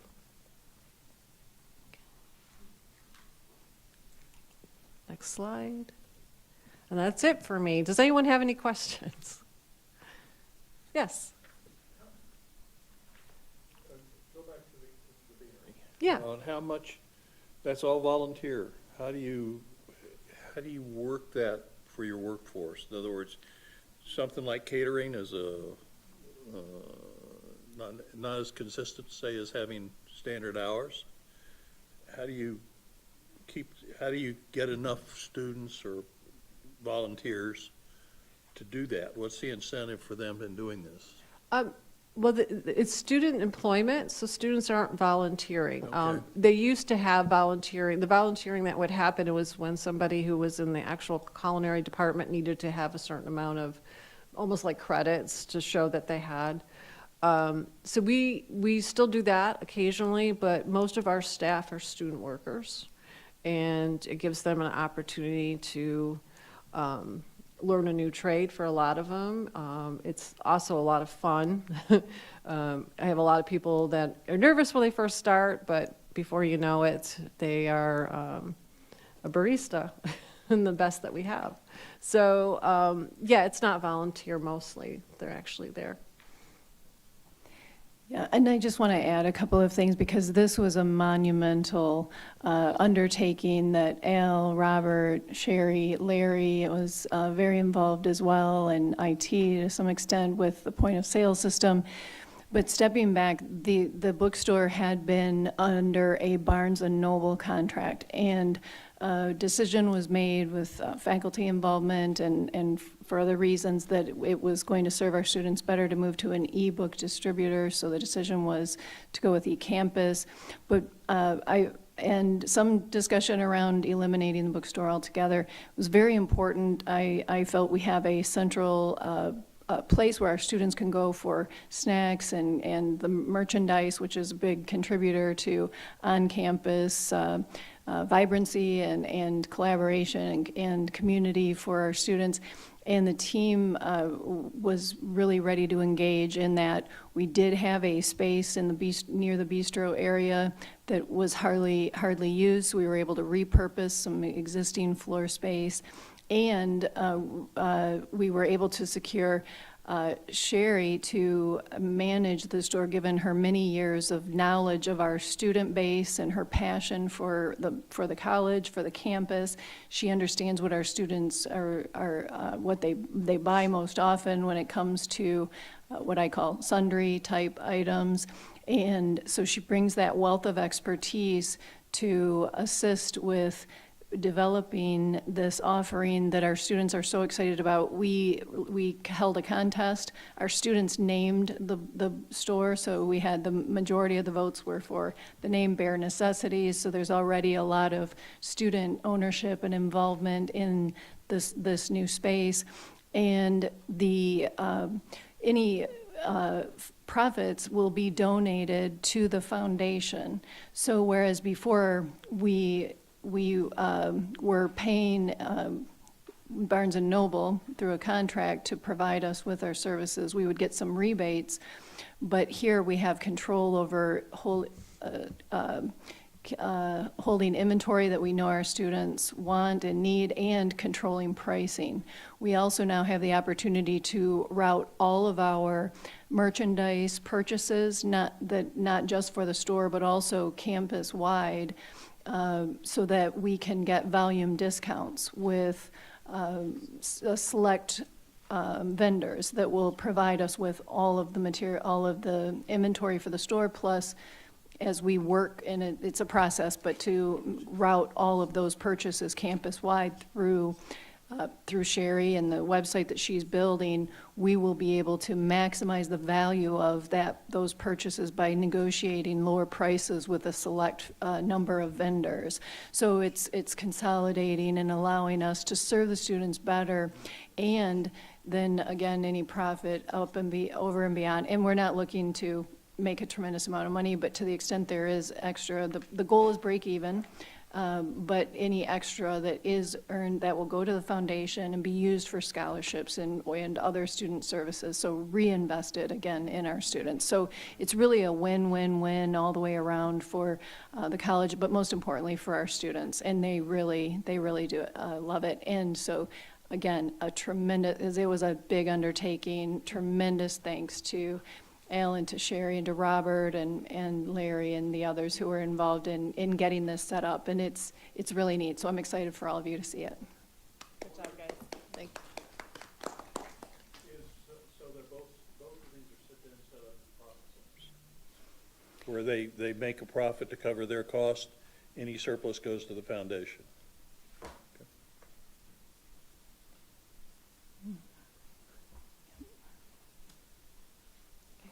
Thank you. Before we move on to the next one, we do have a board member, no, go ahead. We have a board member that has to leave. Santino. And so we are going to have to move closed session right now.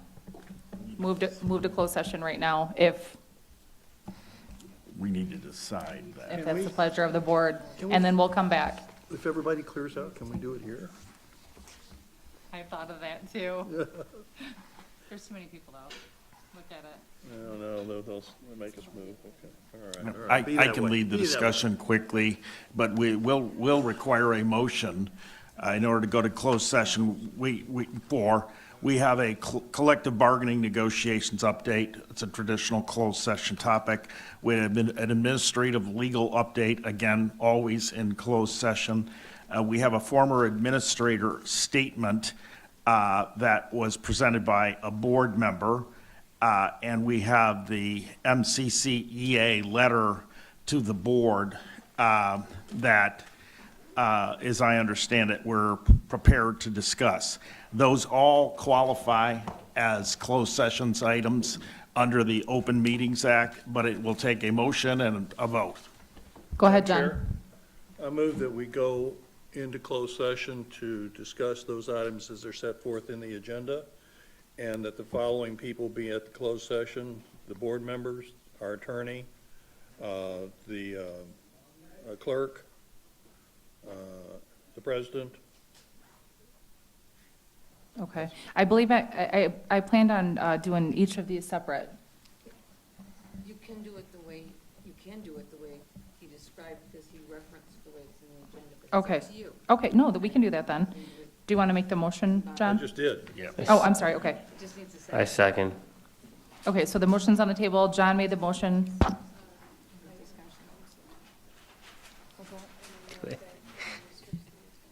Well, yeah. My recommendation is that if we're going to discuss whether the president's counsel will be present, we can do that in closed session. Is that okay? That's fine. Okay, so there's motion on the table for closed session 1, 2, 3, and 4. Santino second that. Any discussion on that? Okay, we'll take this to a vote. John? Yes. Art? Aye. Kenyatta? Santino? Yeah. And myself, yes. Motion passed. All right, let's go right in. Kinley.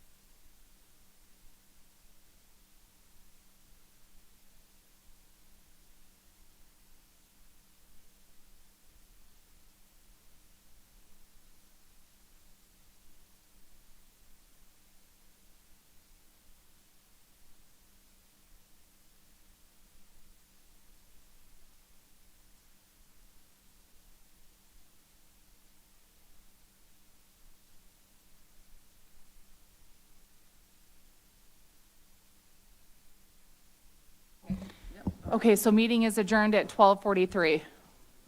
Thank you.